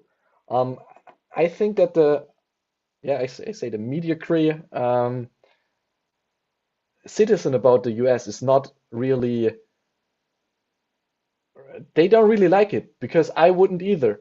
And I do not understand why this is how it is because I think this is a lot of lobby work and yeah, I don't know. I don't really like it, but yeah, when another city wants a team and yeah, I think it's not completely bad, but the thing is, a football season has maybe 8 home games a year, and if you are going to the postseason, it's probably 10 if you're a good seed and you have the home game advantage.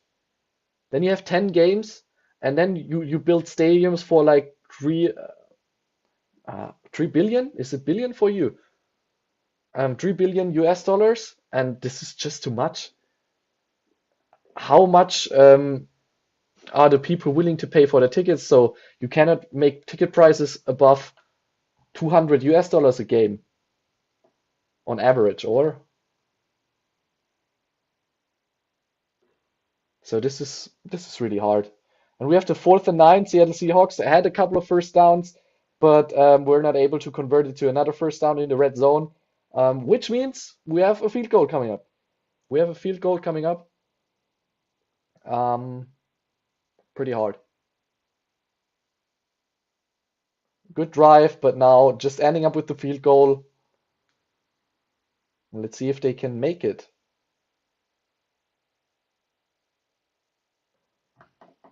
Oh, we have a flag on the field.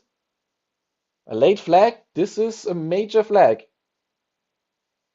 Okay, it's against the offense, so no, another first down.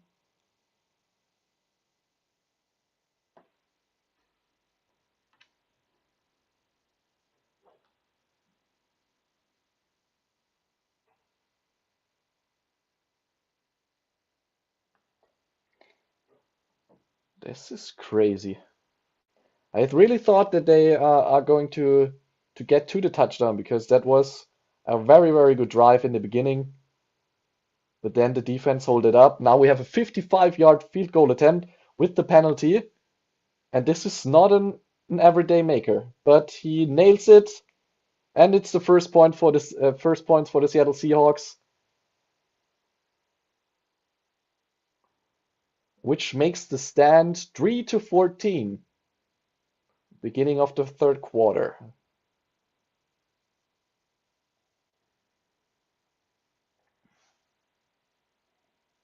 but a name. In which type of stadiums were you going to? Because I think in Tennessee is Nashville, right? Have you ever been to a Predators game? Or why do you like Tennessee? Are you from there? Or because in the beginning I thought you said that you're from Florida, or have you moved or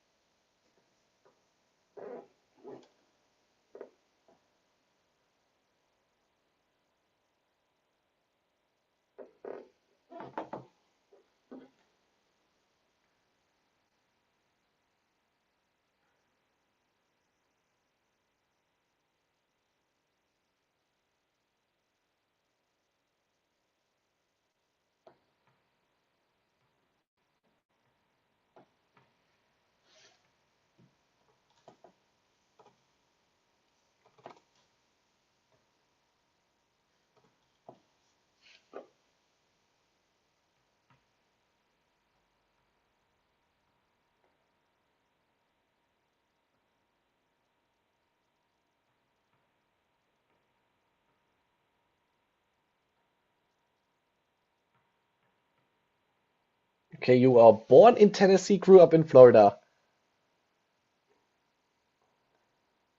Ah, okay, yeah, so why not? Yeah.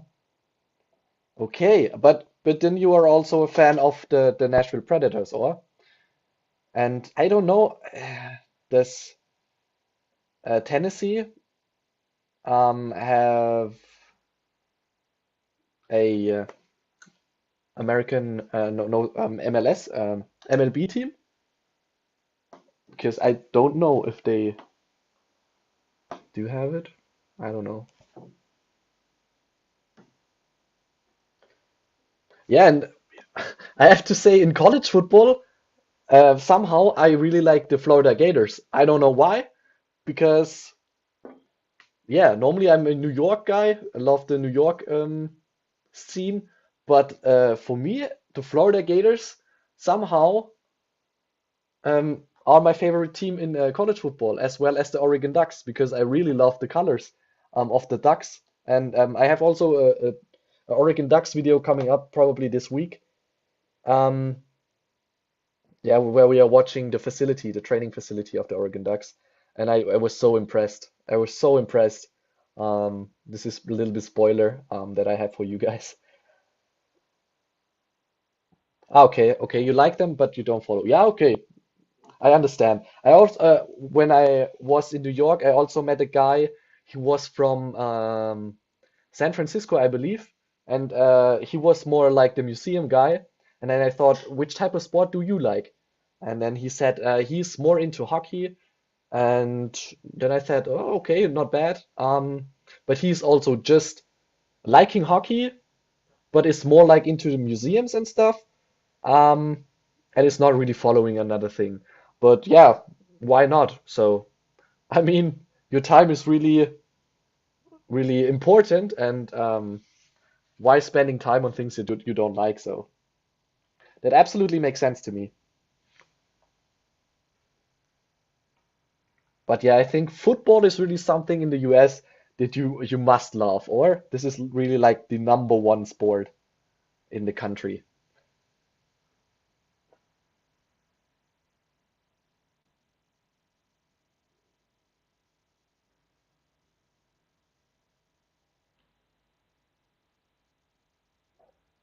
Ah, okay, now I see the flag of DJ Metcalf, so he was going at the ref, which is not good. And I also like when refs are throwing these type of flags because I hate it when people or players are debating about fouls and wanting fouls and refs don't give it to them. This is also a bit of a trend that I have in the NBA. Like Luka Doncic is really talking a lot with the refs, and I don't really like that. Um, they should get more technicals for stuff like that, in my opinion.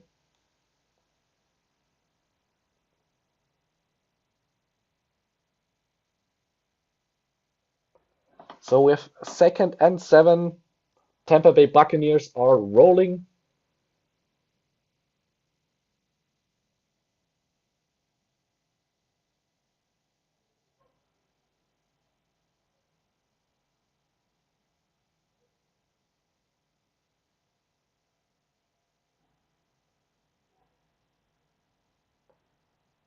Oh, nice pass from Tom Brady, which makes it 3rd and 2nd for the Tampa Bay Buccaneers in their own territory.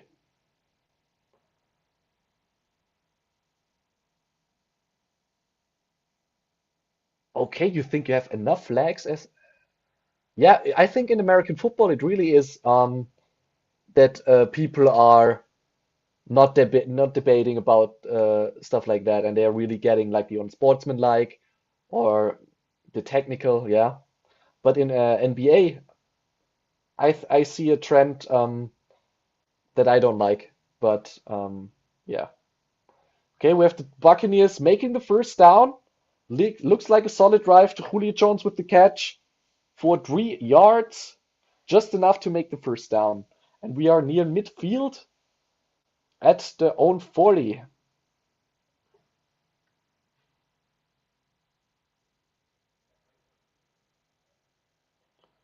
Tom Brady is 13 out of 19 for 142 yards, 1 touchdown, 0 interceptions, makes a solid game, and a solid quarterback is all you need with this defense. And we have Leonard Fournette going for 2 or 3 yards. It's 2nd and 7.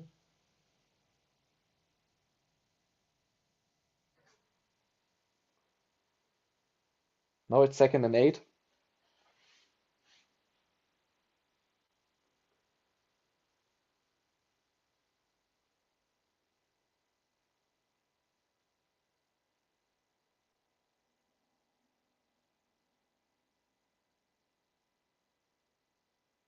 Okay, Tom Brady gets a snap. Gives it to Leonard Fournette. Leonard Fournette is nearly going to the first down. It's 3rd and 1. Very close, near midfield. Could be 4th down territory if they keep it that short. It's 3rd and 1.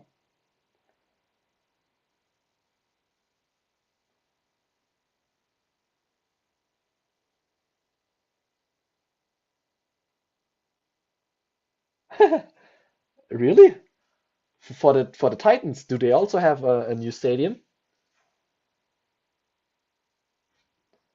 I really have to say that stadiums and stuff like that are really getting to a crazy level. I mean, of course it's good, also good for the area and stuff like that. But I don't know. For example, Minnesota, the stadium, or also Lucas Oil Field for the Colts, um, they are so big they have to stay in there for at least 25 to 30 years until they get it paid off. And I mean, I like this trend. I love stadiums and I love to travel around stadiums and having modern stadiums. Um, but as you mentioned, and I really see a little bit that it is unnecessary that it is a big stadium like that for 8 to 10 events a year. I mean, if you are having a longer season like in the NBA or in the NHL, this probably makes sense to have more around it. But I've been to the Allianz Arena, which is the Bucks and Hawks game, where they are playing this game. Um, and I was really shocked because it was like one of my first bigger stadiums in Germany, and I've been to bigger stadiums in the US. And in Germany, there is not much around it like in the US. In the US, you have like museums. Um, the space is so huge. You can get beer. There is bars and stuff like that, all in the stadium. And in Germany, it's more or less just about the stadium. It's not more around it. And with this, stadiums are costing a lot less. But the Buccaneers are making a solid drive. We are near the 30, yeah, near the 30-yard line. Tampa Bay Buccaneers having a great game. And also Tom Brady is finding his receivers now. Okay, yeah. Stupid box. Okay. Oh, we have an interception. Tom Brady just threw an interception. Seattle Seahawks have the ball at their own 20 or something. but we are switching to the Titans, to the box, as you say it. Titans Stadium. It's not Nissan Stadium. Nissan Stadium is the current, yeah? Titans Stadium and new. Let's see. I don't really see any concept. Ah, here. For 2 billion? Yep, 2 billion. Yeah, but I think that the NFL wants to get rid of all the stadiums um, that are open. So they want more arenas. And actually, this is something that I like, that they want closer stadiums because that makes it resistant to weather and stuff like that. But let me check. So here, I don't want. So here, this is 2.2 billion, which is pretty cheap actually, if you compare it to the new Rams Chargers Stadium, which was around 8, I believe, 7 or 8. This looks cool. Yeah, it looks cool. From the outside, yeah, I know what you mean. It looks like the Apple office, that's true. But from the inside, it's pretty much like currently, or?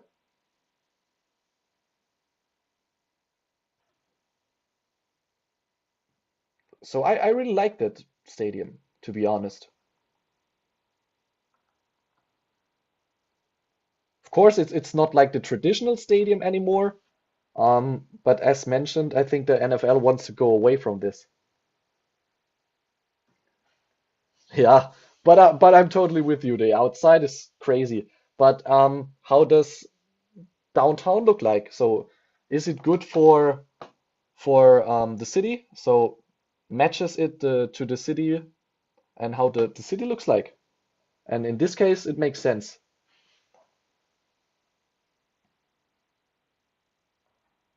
Wow, with Geno Smith giving, oh, he's getting the personal foul here.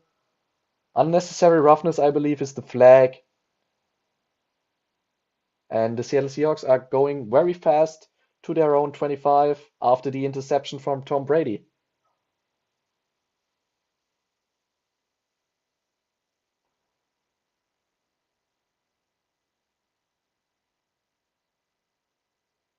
Hey, downtown Nashville is crazy. This is something that I like when they really um putting their stadium downtown. So in Buffalo, I saw a video about the Buffalo Bills and their new stadium. They do not want to to go to downtown with their stadium um, because of cost reasons and other reasons.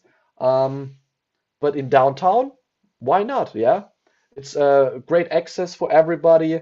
I don't know with the parking spots, could be problematic, but with all the traffic, so the trains and stuff. Hopefully, you guys have trains.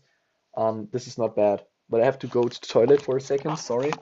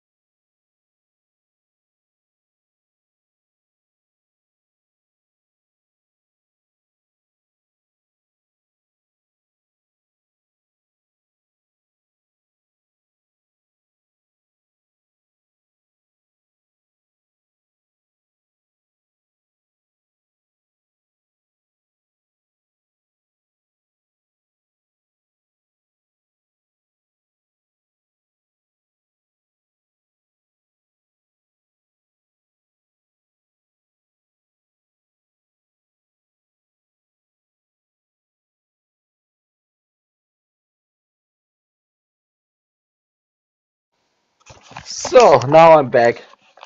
Between the stadium parking and downtown, it's fine. There is a what? The pedestrian bridge.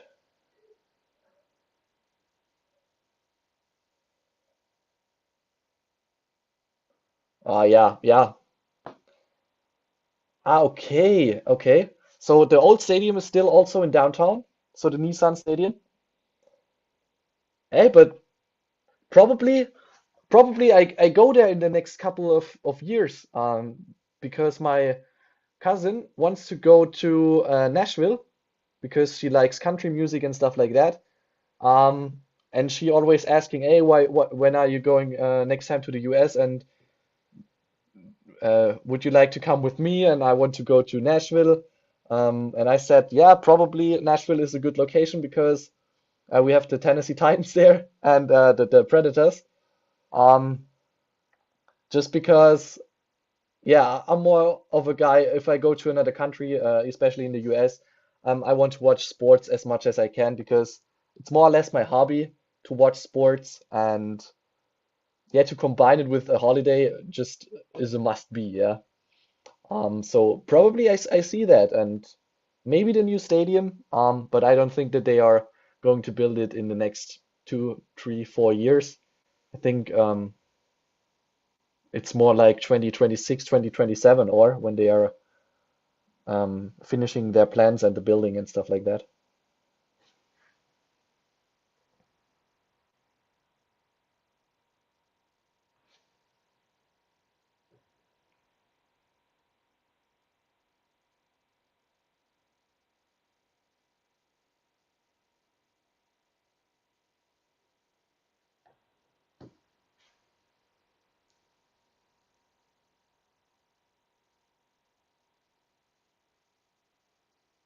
So wow, let's see the schedule, what the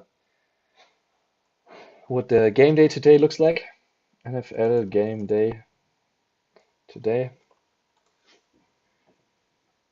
Week 10 schedule. Let's see, we had also the first game, which was the Carolina Panthers, which were a surprise to me. They were defeating the Falcons. And then we have the Titans and the Broncos. Okay, divisional rivalry. Yeah, let's see. Broncos is makeable for the Titans. So I believe it's like a 17-13 or something like that could be the final score at the Titans game.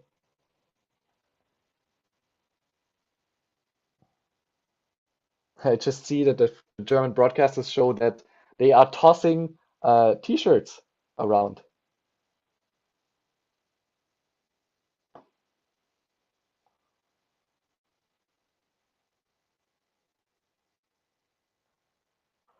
Seattle Seahawks are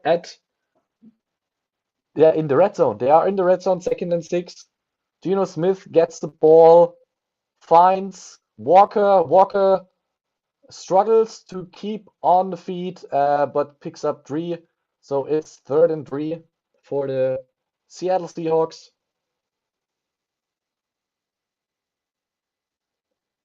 No, the third quarter is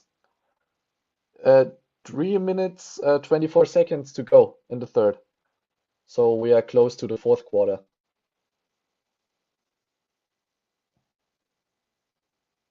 So 3rd and 2, Seattle Seahawks have the ball.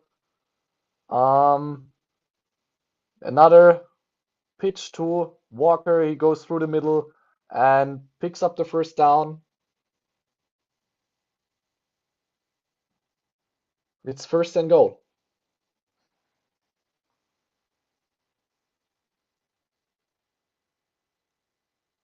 First and goal. Seahawks are at the 9.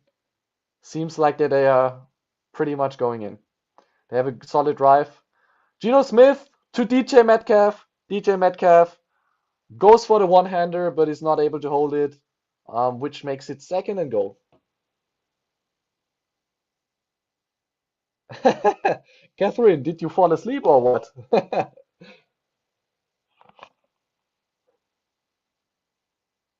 a little nap is also good for your health, so no problem.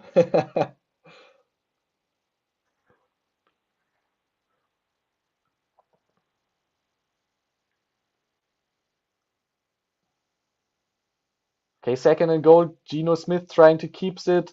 He has no option and he loses the ball. He loses the ball. It's the fumble from Geno Smith and the Tampa Bay Buccaneers are picking it up. What is going on here in this game? 2 turnovers in the third quarter. Back-to-back turnovers. And the Tampa Bay Buccaneers have it.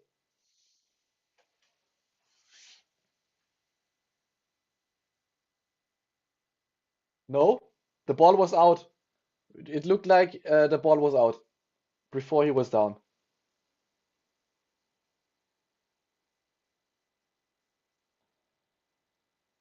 Tom Brady is also preparing at the moment, so I don't know if they are taking another look at it, but this looks like it's a turnover.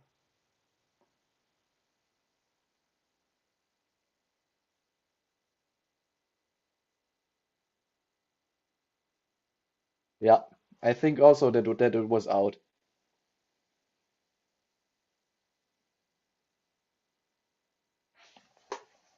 This one was out.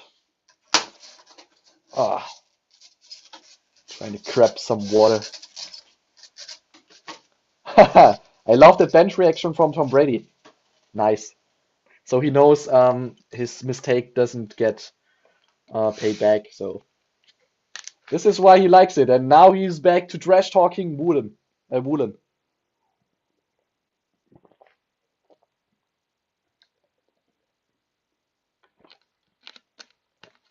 Yeah, see it as you do.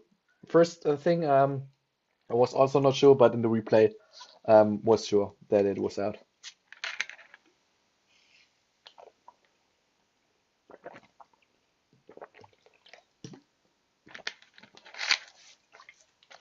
Crazy. Crazy game. I knew it is going to be low scoring, but to keep Seattle at 3, actually I didn't see that coming. And actually had also Seattle as their favorite, as the favorite of the game. But this really looks good for the Tampa Bay Buccaneers.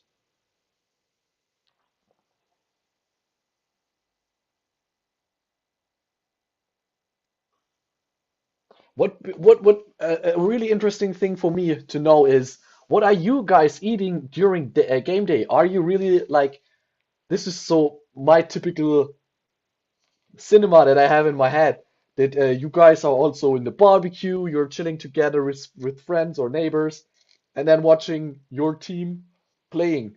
Is this really like that in the US or is it not really like that? Because this is also what I have in my head, and I think, oh man, Sundays, America, watching football, having a good barbecue. So this is my dream, yeah. Okay, Tampa Bay has the ball first down. They pick up 4 or 5, which makes it second and 5. Ah, okay. Okay, Catherine, this is also good. You can also watch me watching the game. Um, then I show you how it stands. So it's still 14 and 3. Make this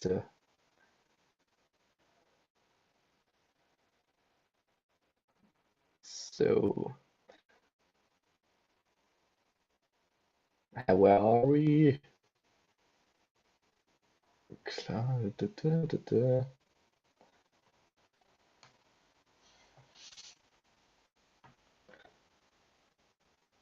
Okay, now I cannot even pick the paint up anymore. So yeah, but it's 14 and 3 for the Tampa Bay Buccaneers.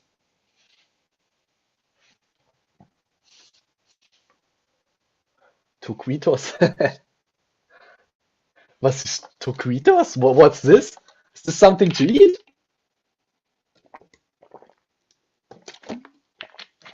Let me check that. Let me check that.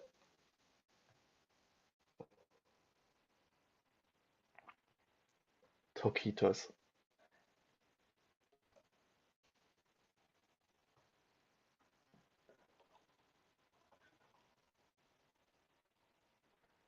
taquito.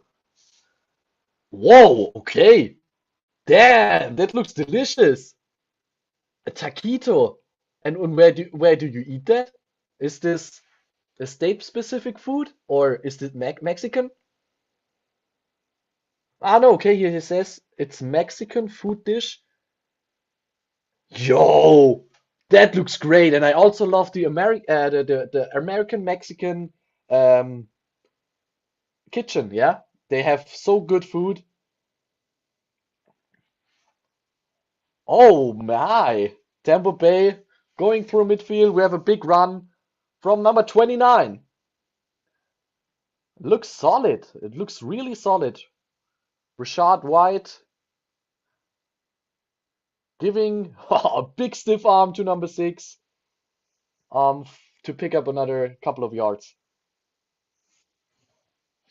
Boah, Mexican food. Oh man. Hey, we have nearly 6 p.m., which means it's mealtime for Germans. But I think today I eat a pizza, and I think that I dish it with some meatballs and also chicken. So this is my food for today. So on Sundays when I watch American football, it's probably or very often yeah, I say unhealthy, something unhealthy just because yeah, it's part of the Sunday, yeah. Yeah, of course. It was really like a Derrick Henry type of play with the stiff arm, and this is also something that Derrick Henry is probably the best in, and this is in stiff arming. And yeah, probably this is because he is one of the biggest running backs ever played this game, and the safeties also always look small against him, and this makes him also very hard to stop. But Rashad White is like more of the safety caliber um, body. So this makes it also very impressive that he stiffs arms the safety.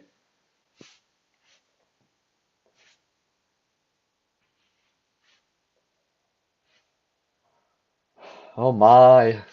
I think today I'm dreaming about the taquitos, or I don't know how to pronounce it, but damn, they are looking really, really nice. Really nice.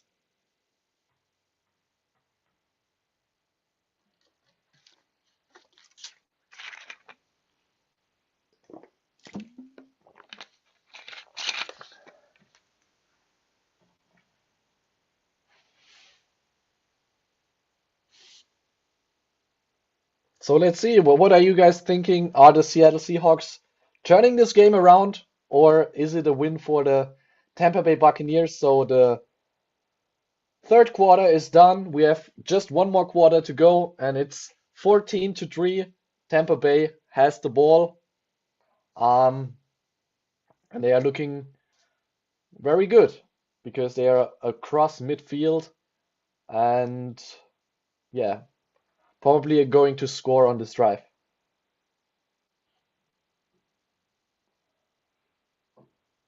So now Tampa Bay set the line. Tom Brady makes a couple of calls, changes a little bit. Now has the ball, gives it to Rashad White. He picks up 2. Now it's more like a clock game. Okay, Catherine, you think the Seattle Seahawks are turning this around? Okay, let's see. Let's see.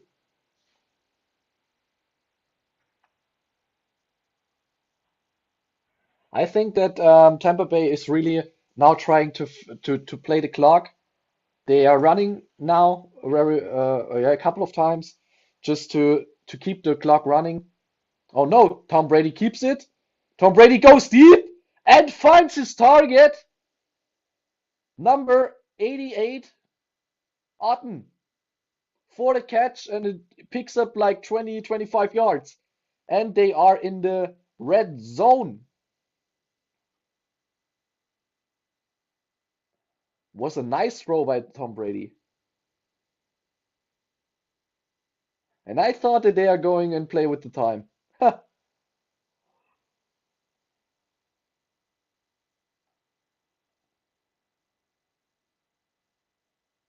They're at the 16, at the Seattle Seahawks 16.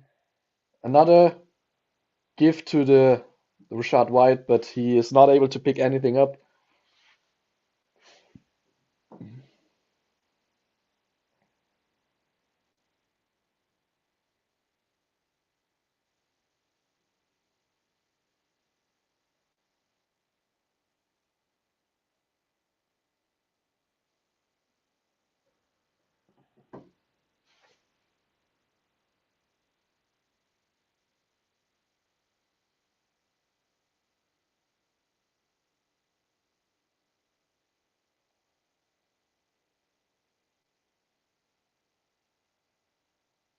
Okay, Tom Brady is giving the ball to his other tight end, and he is making the first down.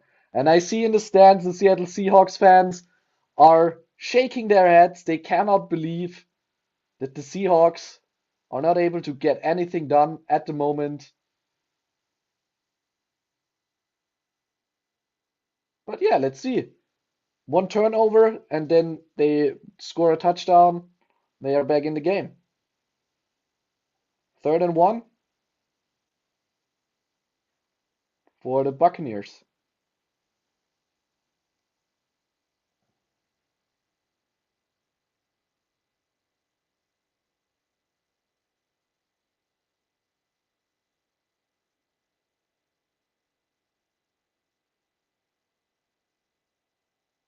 Okay, they are measuring it because they are not sure if he made first down or not. Okay, it seems like short for a couple of inches.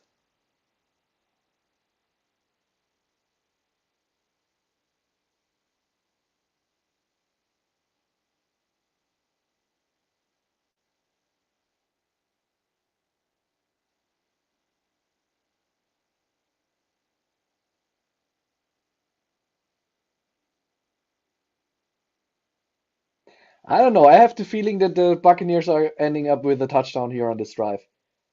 I really have the feeling.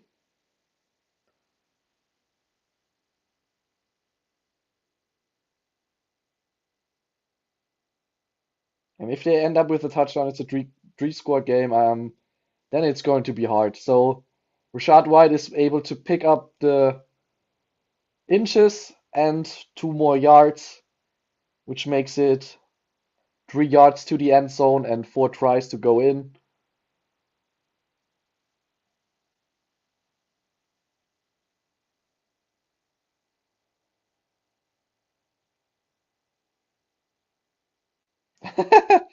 Sausage bread heads are in the stands.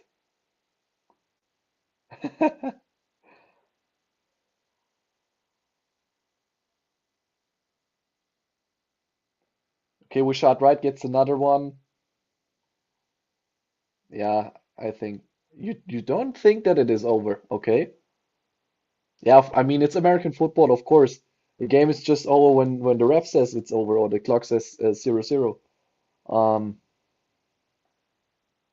yeah, maybe they prove me wrong, but at the moment the Seattle Seahawks offense doesn't look like they can pick up three more touchdowns if Tampa Bay makes it.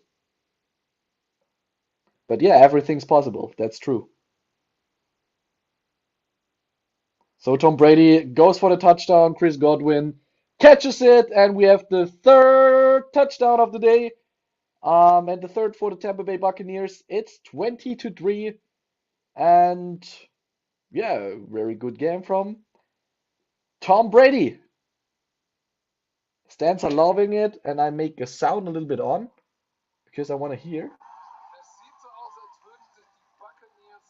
Oh, a flag on the field. Flag on the field.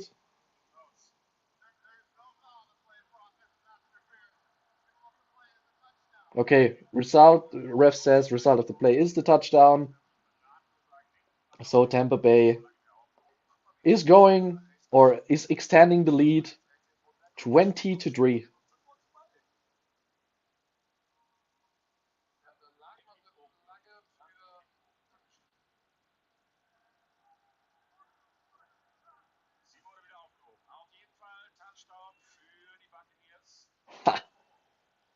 Crazy, crazy, crazy.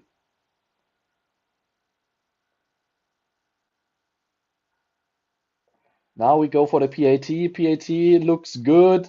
It is in. 21-3 is the new score.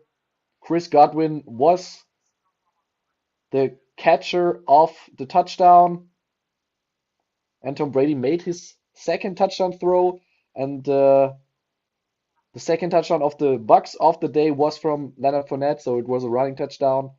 Um, but yeah, still solid game. Very, very solid game.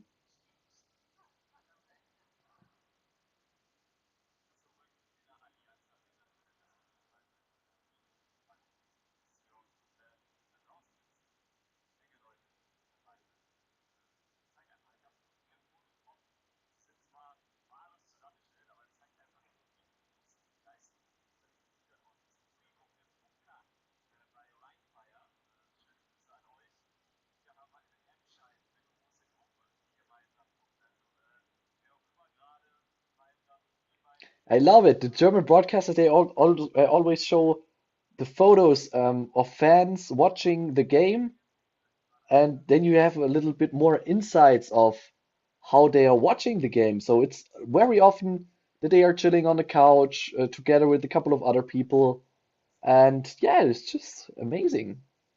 I love that.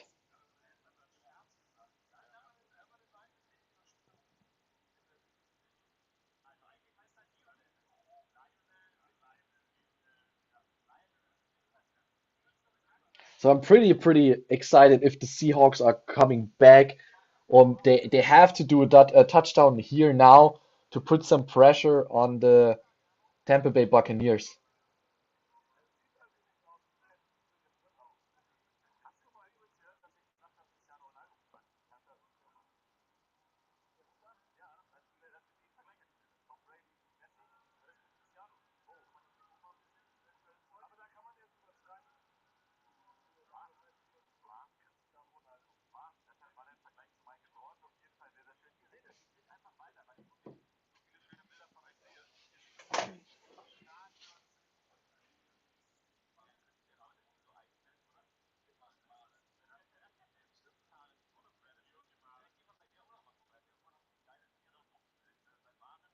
I just love it when they are showing the fans. Yeah, they're showing it for like 3 or 4 minutes, but it's always so exciting to see that.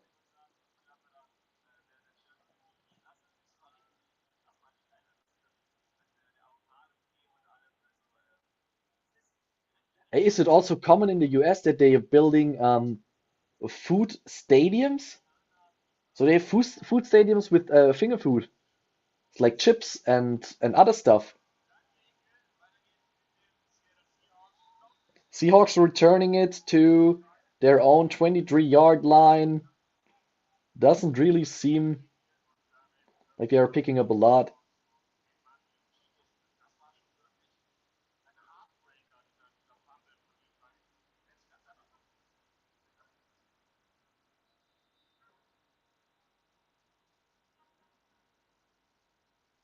Okay, 1st and 10.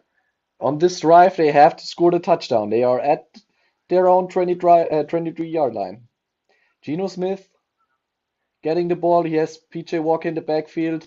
He gets the ball and runs for the first down and more. And is near the midfield. Probably at the 50 or at the 40. This is the play that they needed to have. Wow. They are at the 45.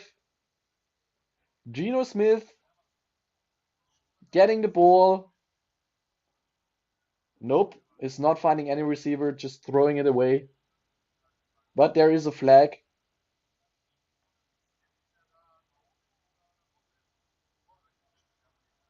Crazy, really. Okay, it's a penalty against the defense. Illegal use of hands brings the Seattle Seahawks a little bit to the goal line. So yeah, okay, they are at the 50 or something, but this penalty helps.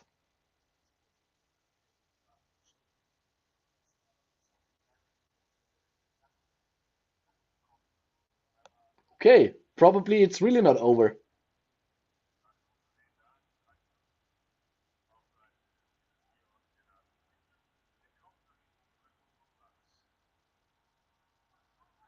Geno Smith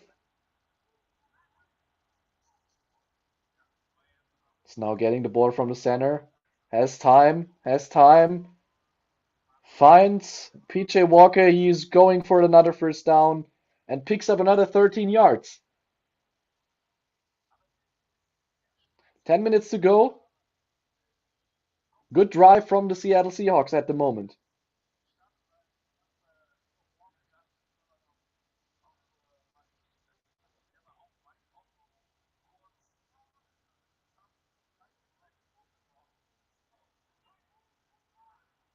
Oh. Okay. Geno Smith, another pitch to Walker. He picks up 5 or 6. And it's 2nd and 4. No, 2nd and 3. Okay. They are finding the holes in the defense now.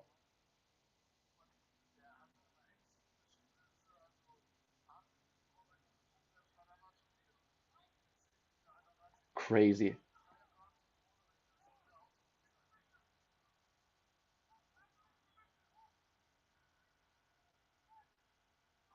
Okay, Geno Smith, and again gets the ball, empty backfield, brings the ball to a tight end.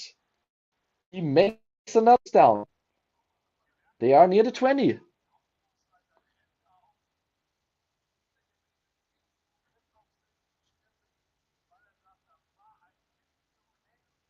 Okay, impressive drive.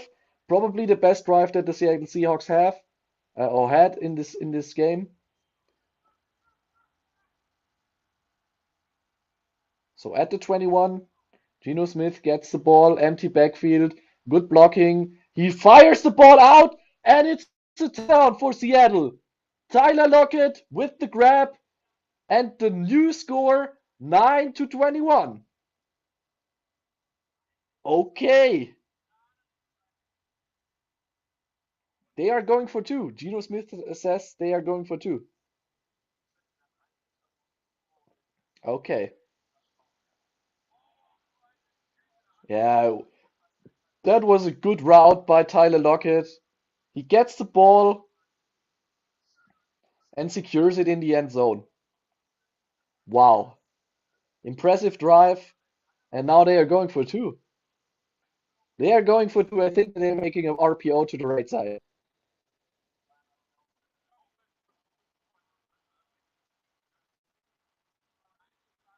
RPO, Geno Smith holds it. PJ Walker goes to the right side. So this is what I think. No? No? Okay, he doesn't find any receiver. Yep, it's incomplete. And the Seattle Seahawks are not able to convert the 2-point conversion.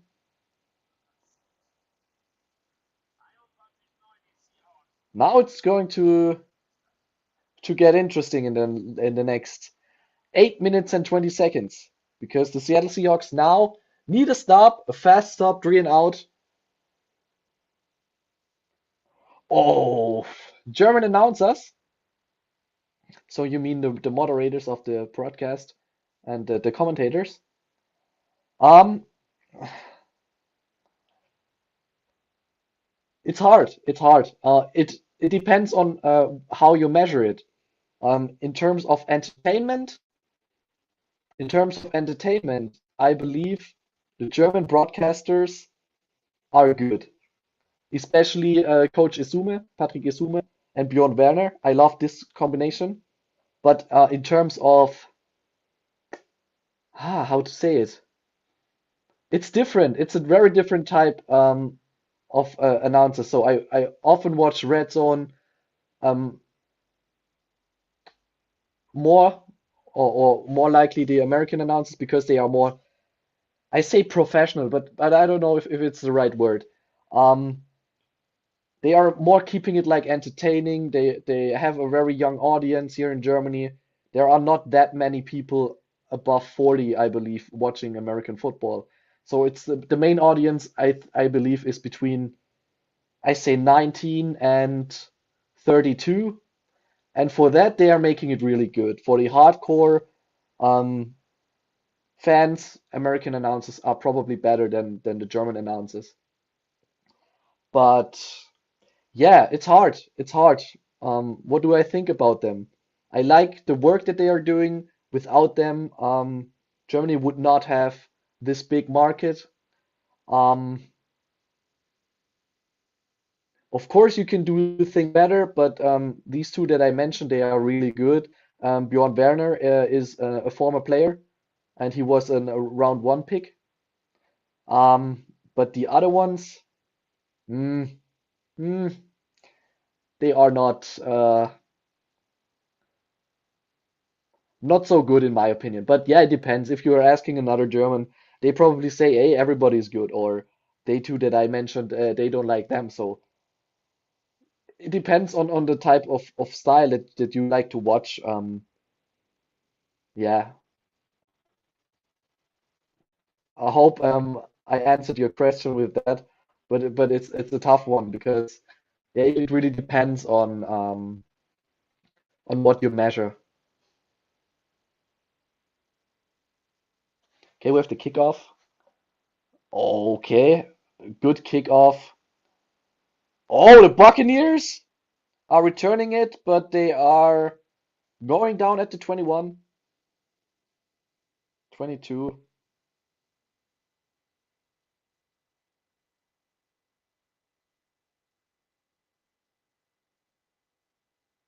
And now that they're showing the halftime performance where they played um, flag football.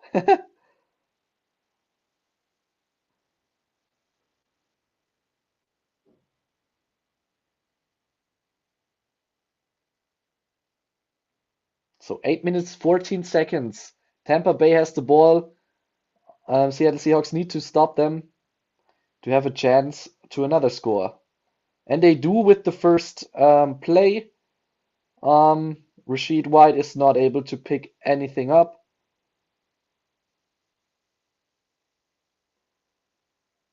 Hey, yeah, no problem, no problem.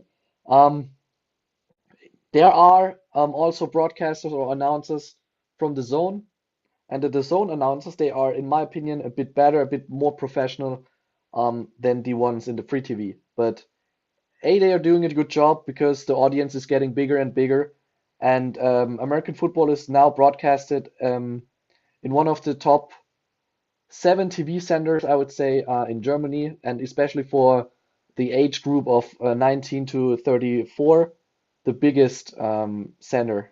So they have the quotes to go to the big stage, and this just shows, okay, they are making a good job, especially by getting new fans into the sport and stuff like that. But I think for the hardcore fans, the free TV stuff is not,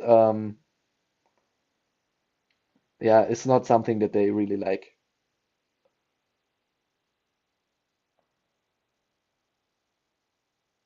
Okay, we have 3rd and 10. Tampa Bay needs to make the first down, and they do.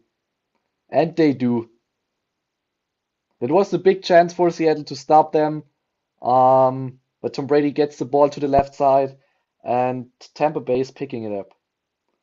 First down. So the clock is still running now for the Tampa Bay Buccaneers and against the Seattle Seahawks.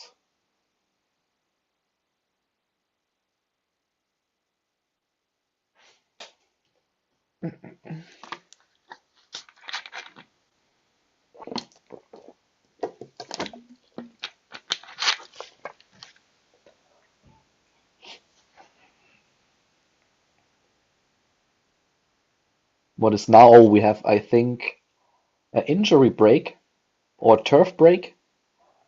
The turf doesn't really look like it is holding on. I think it's natural grass. And in America, they are probably more or less playing on turf or so on not natural grass. And I read a lot of articles about that the players are not happy to play on turf just because injuries are getting up and stuff like that. But I don't know if it really is like that, or maybe this is just the side that they are showing us here in Germany.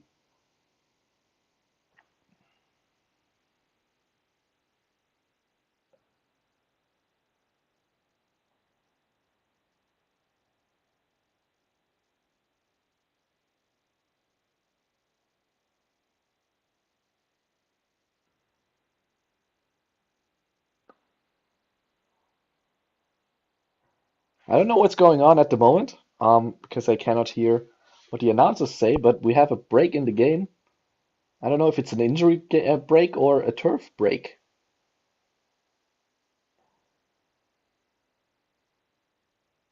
Yeah, but why are they playing on turf if it's so much worse? I don't understand. Is it better for the viewer, or so I played on turf myself because I played soccer as nearly everybody in Germany did in the first couple of years. Um, and when I played on turf, my knees and stuff like that, they really hurt it way more than on normal grass. But I don't know why they are don't play on normal grass, because player health is also something that is very important, and there are so many millions involved in that. So why are they not all playing in on natural grass?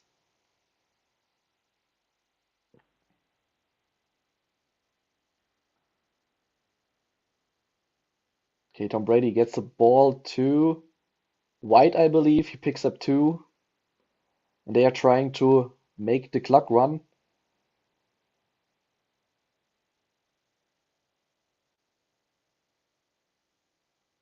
Yeah, let's see how long.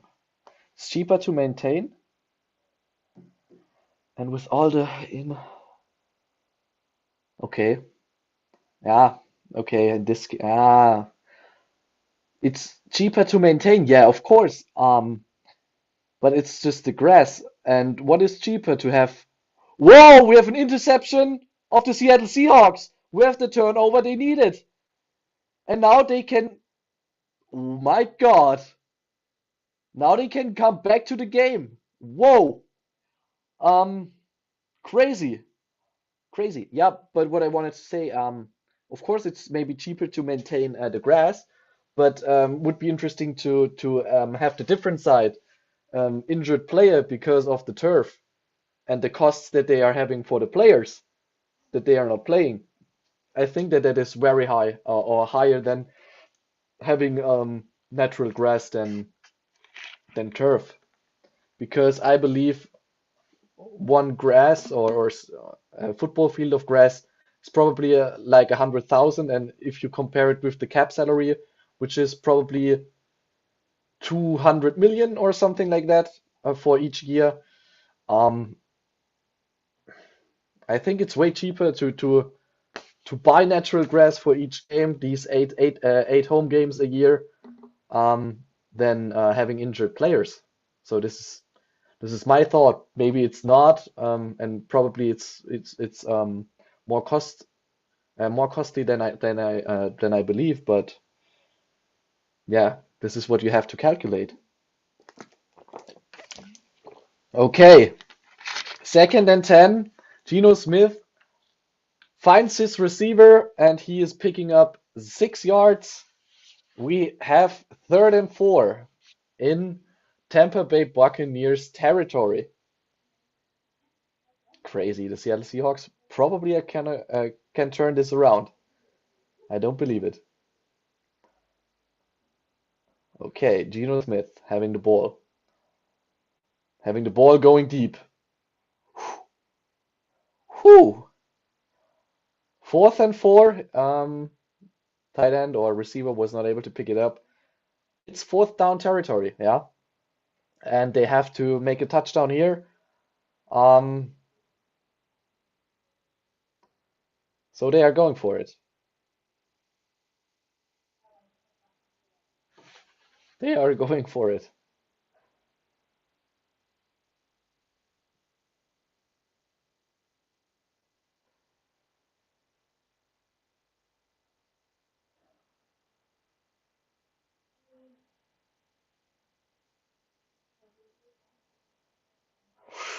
What a pressure, and Tyler Lockett makes the grab. Tyler Lockett makes the grab. I don't believe it. Oh my God. This could be a close game in the end.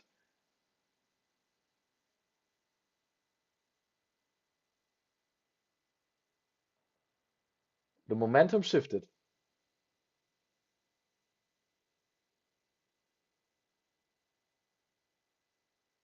Seattle at the 28-yard line. Geno Smith having time, doesn't find a receiver, and goes by himself. Oh, gets crushed at the end and gets the flag, which is a personal foul, and the Seattle Seahawks are coming very close to the goal line now. Very, very close.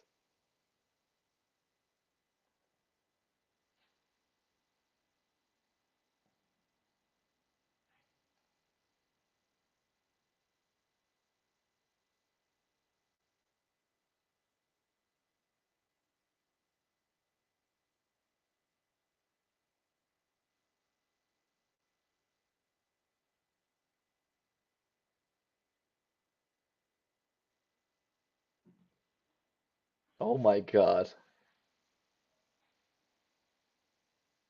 But yeah, this is obviously a late flag. No, they didn't call it, or? Crazy. They didn't call it. For me, it was obvious, but okay. 2nd and 1 at the 19. Geno Smith gets the ball, goes deep, and has a receiver, but he is out of bounds. 3rd and 1.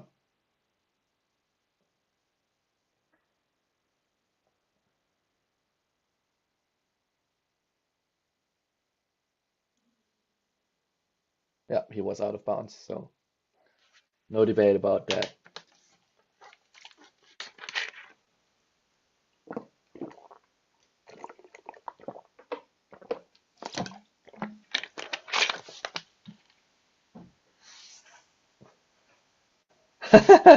Yeah, of course. If they are making the win, they have to shut up. But the thing is, I believe that there are also some Buccaneer fans, so it's a very mixed stadium at the moment. Maybe not 50-50, but more like, I don't know, 65 Seahawks and Bucks for the rest, so 35. But yeah, this is the things that you have like in bowl games in other countries, or not bowl games, but oh my God, what a catch! And the Seattle Seahawks have the touchdown. I don't believe it. I don't believe it. Marquise Goodwin for the touchdown. It's 15 and 21. What is going on?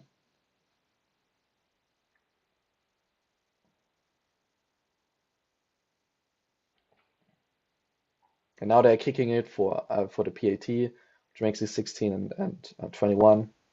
Yeah, this is a good catch. It seems like a good catch. Or was there still movement by going down? Oh, let's see. Let's see. Movement. Ah, it's close, but I don't think that they overturn it. I don't think that they overturn it. Oh, no? So they are kicking the PAT, so I think the touchdown stands. And 16 to 21 is now the score. 358 to go.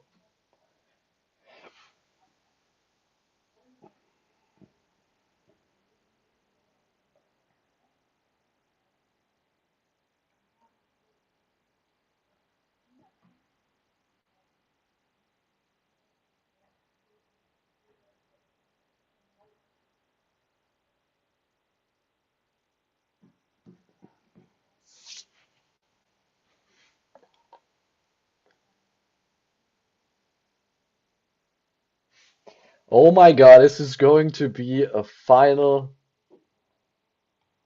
play game, I believe. Let's see if they can stop the Tampa Bay Buccaneers now and having one of the greatest comebacks of the season. They were down 21-3 with the fourth quarter just to go.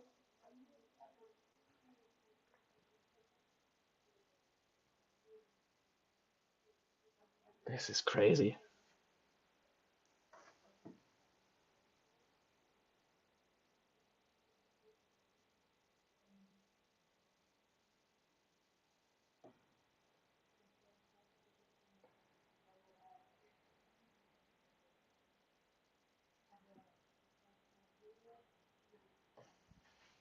Okay, now we have to kick off. They have to pick it up and gonna return it, but that is not a big return.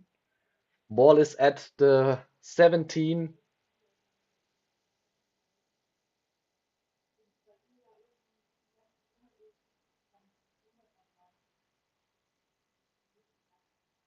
And they are just showing the pick of Tom Brady again. I don't believe it.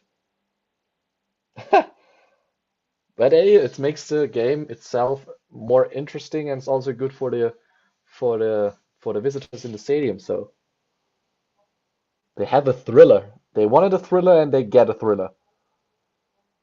First down, Hawks stop it, no gain. 2nd and 10.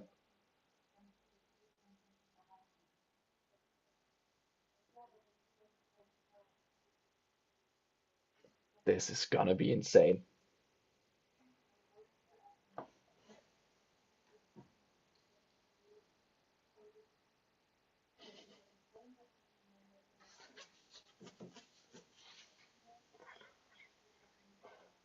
Oh my God. Okay, next snap. Tom Brady has it. Searches for a man. Gets the man. It's the first down. That brings the clock to the 2-minute warning easily if the Seattle Seahawks don't waste their timeouts now.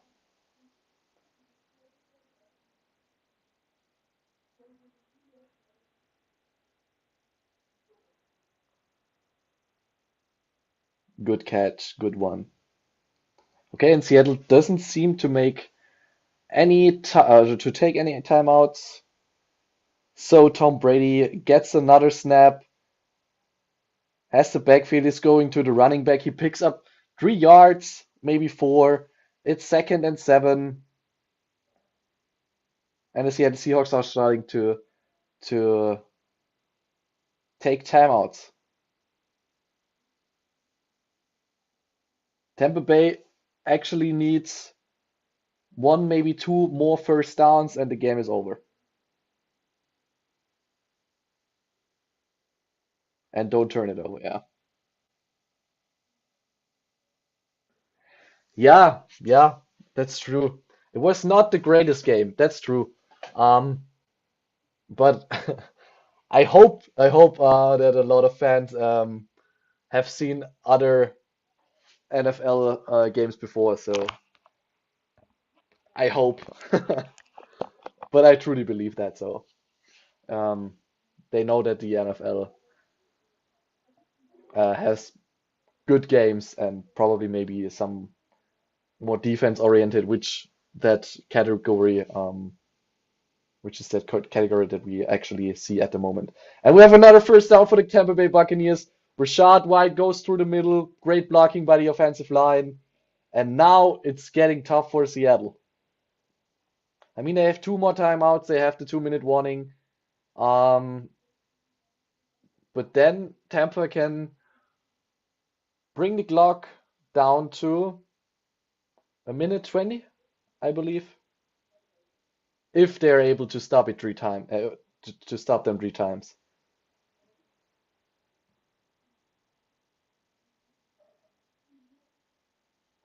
Oh my God, this is going to be hard.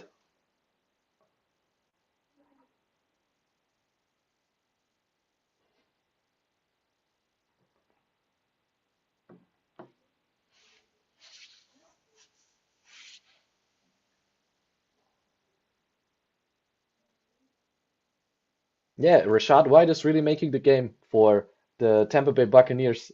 I don't know if Leonard Fournette is injured at the moment, but that doesn't really look good. Okay, Tom Brady keeps the ball, has time, goes through the middle, has his receiver, it's another first down, and now it's really tough for Seattle. Now that is nearly over. The game is nearly over, but one fumble, one interception, and the game looks different now. But time is running against Seattle. Oh my God. Oh my God. What would be cool to see? Okay. Okay, so hopefully he's not out for the next couple of weeks. But it seems like then it's like a core injury or something. Probably something with the stomach or hip injury maybe. Doesn't look good.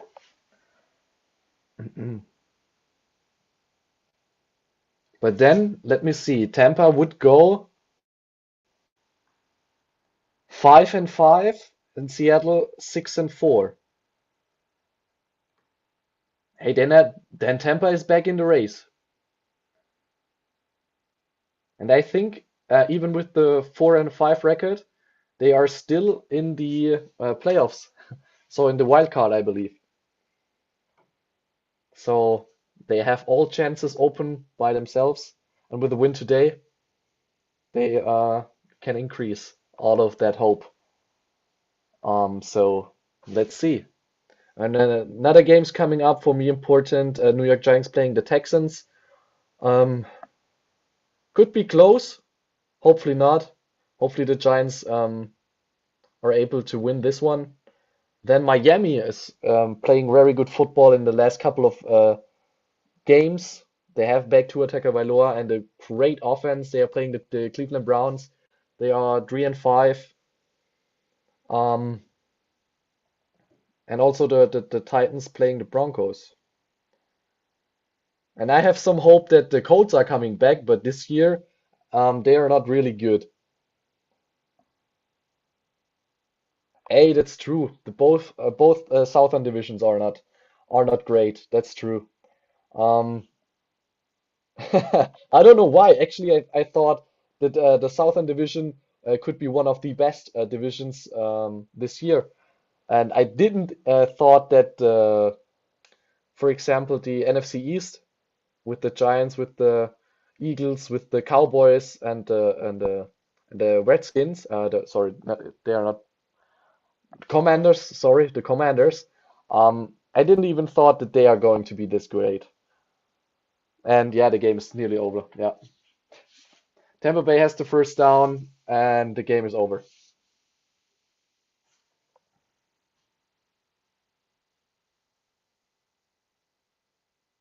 Hey, really? I didn't even know that they hired a new coach.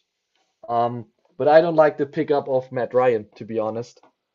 Um, Matt Ryan at this offense, and he really is not good. And I believe, yeah, I don't know. The Colts, they have a lot of talent, but they are not really lucky at the quarterback position. Um, yeah, okay. The wide receiver core is also not this good anymore. Or is T.Y. Hilton still in in Indianapolis? Could be, but yeah, I don't think that they are going to win anything this year. That's true. But I hope it. Yeah, I also like the Colts.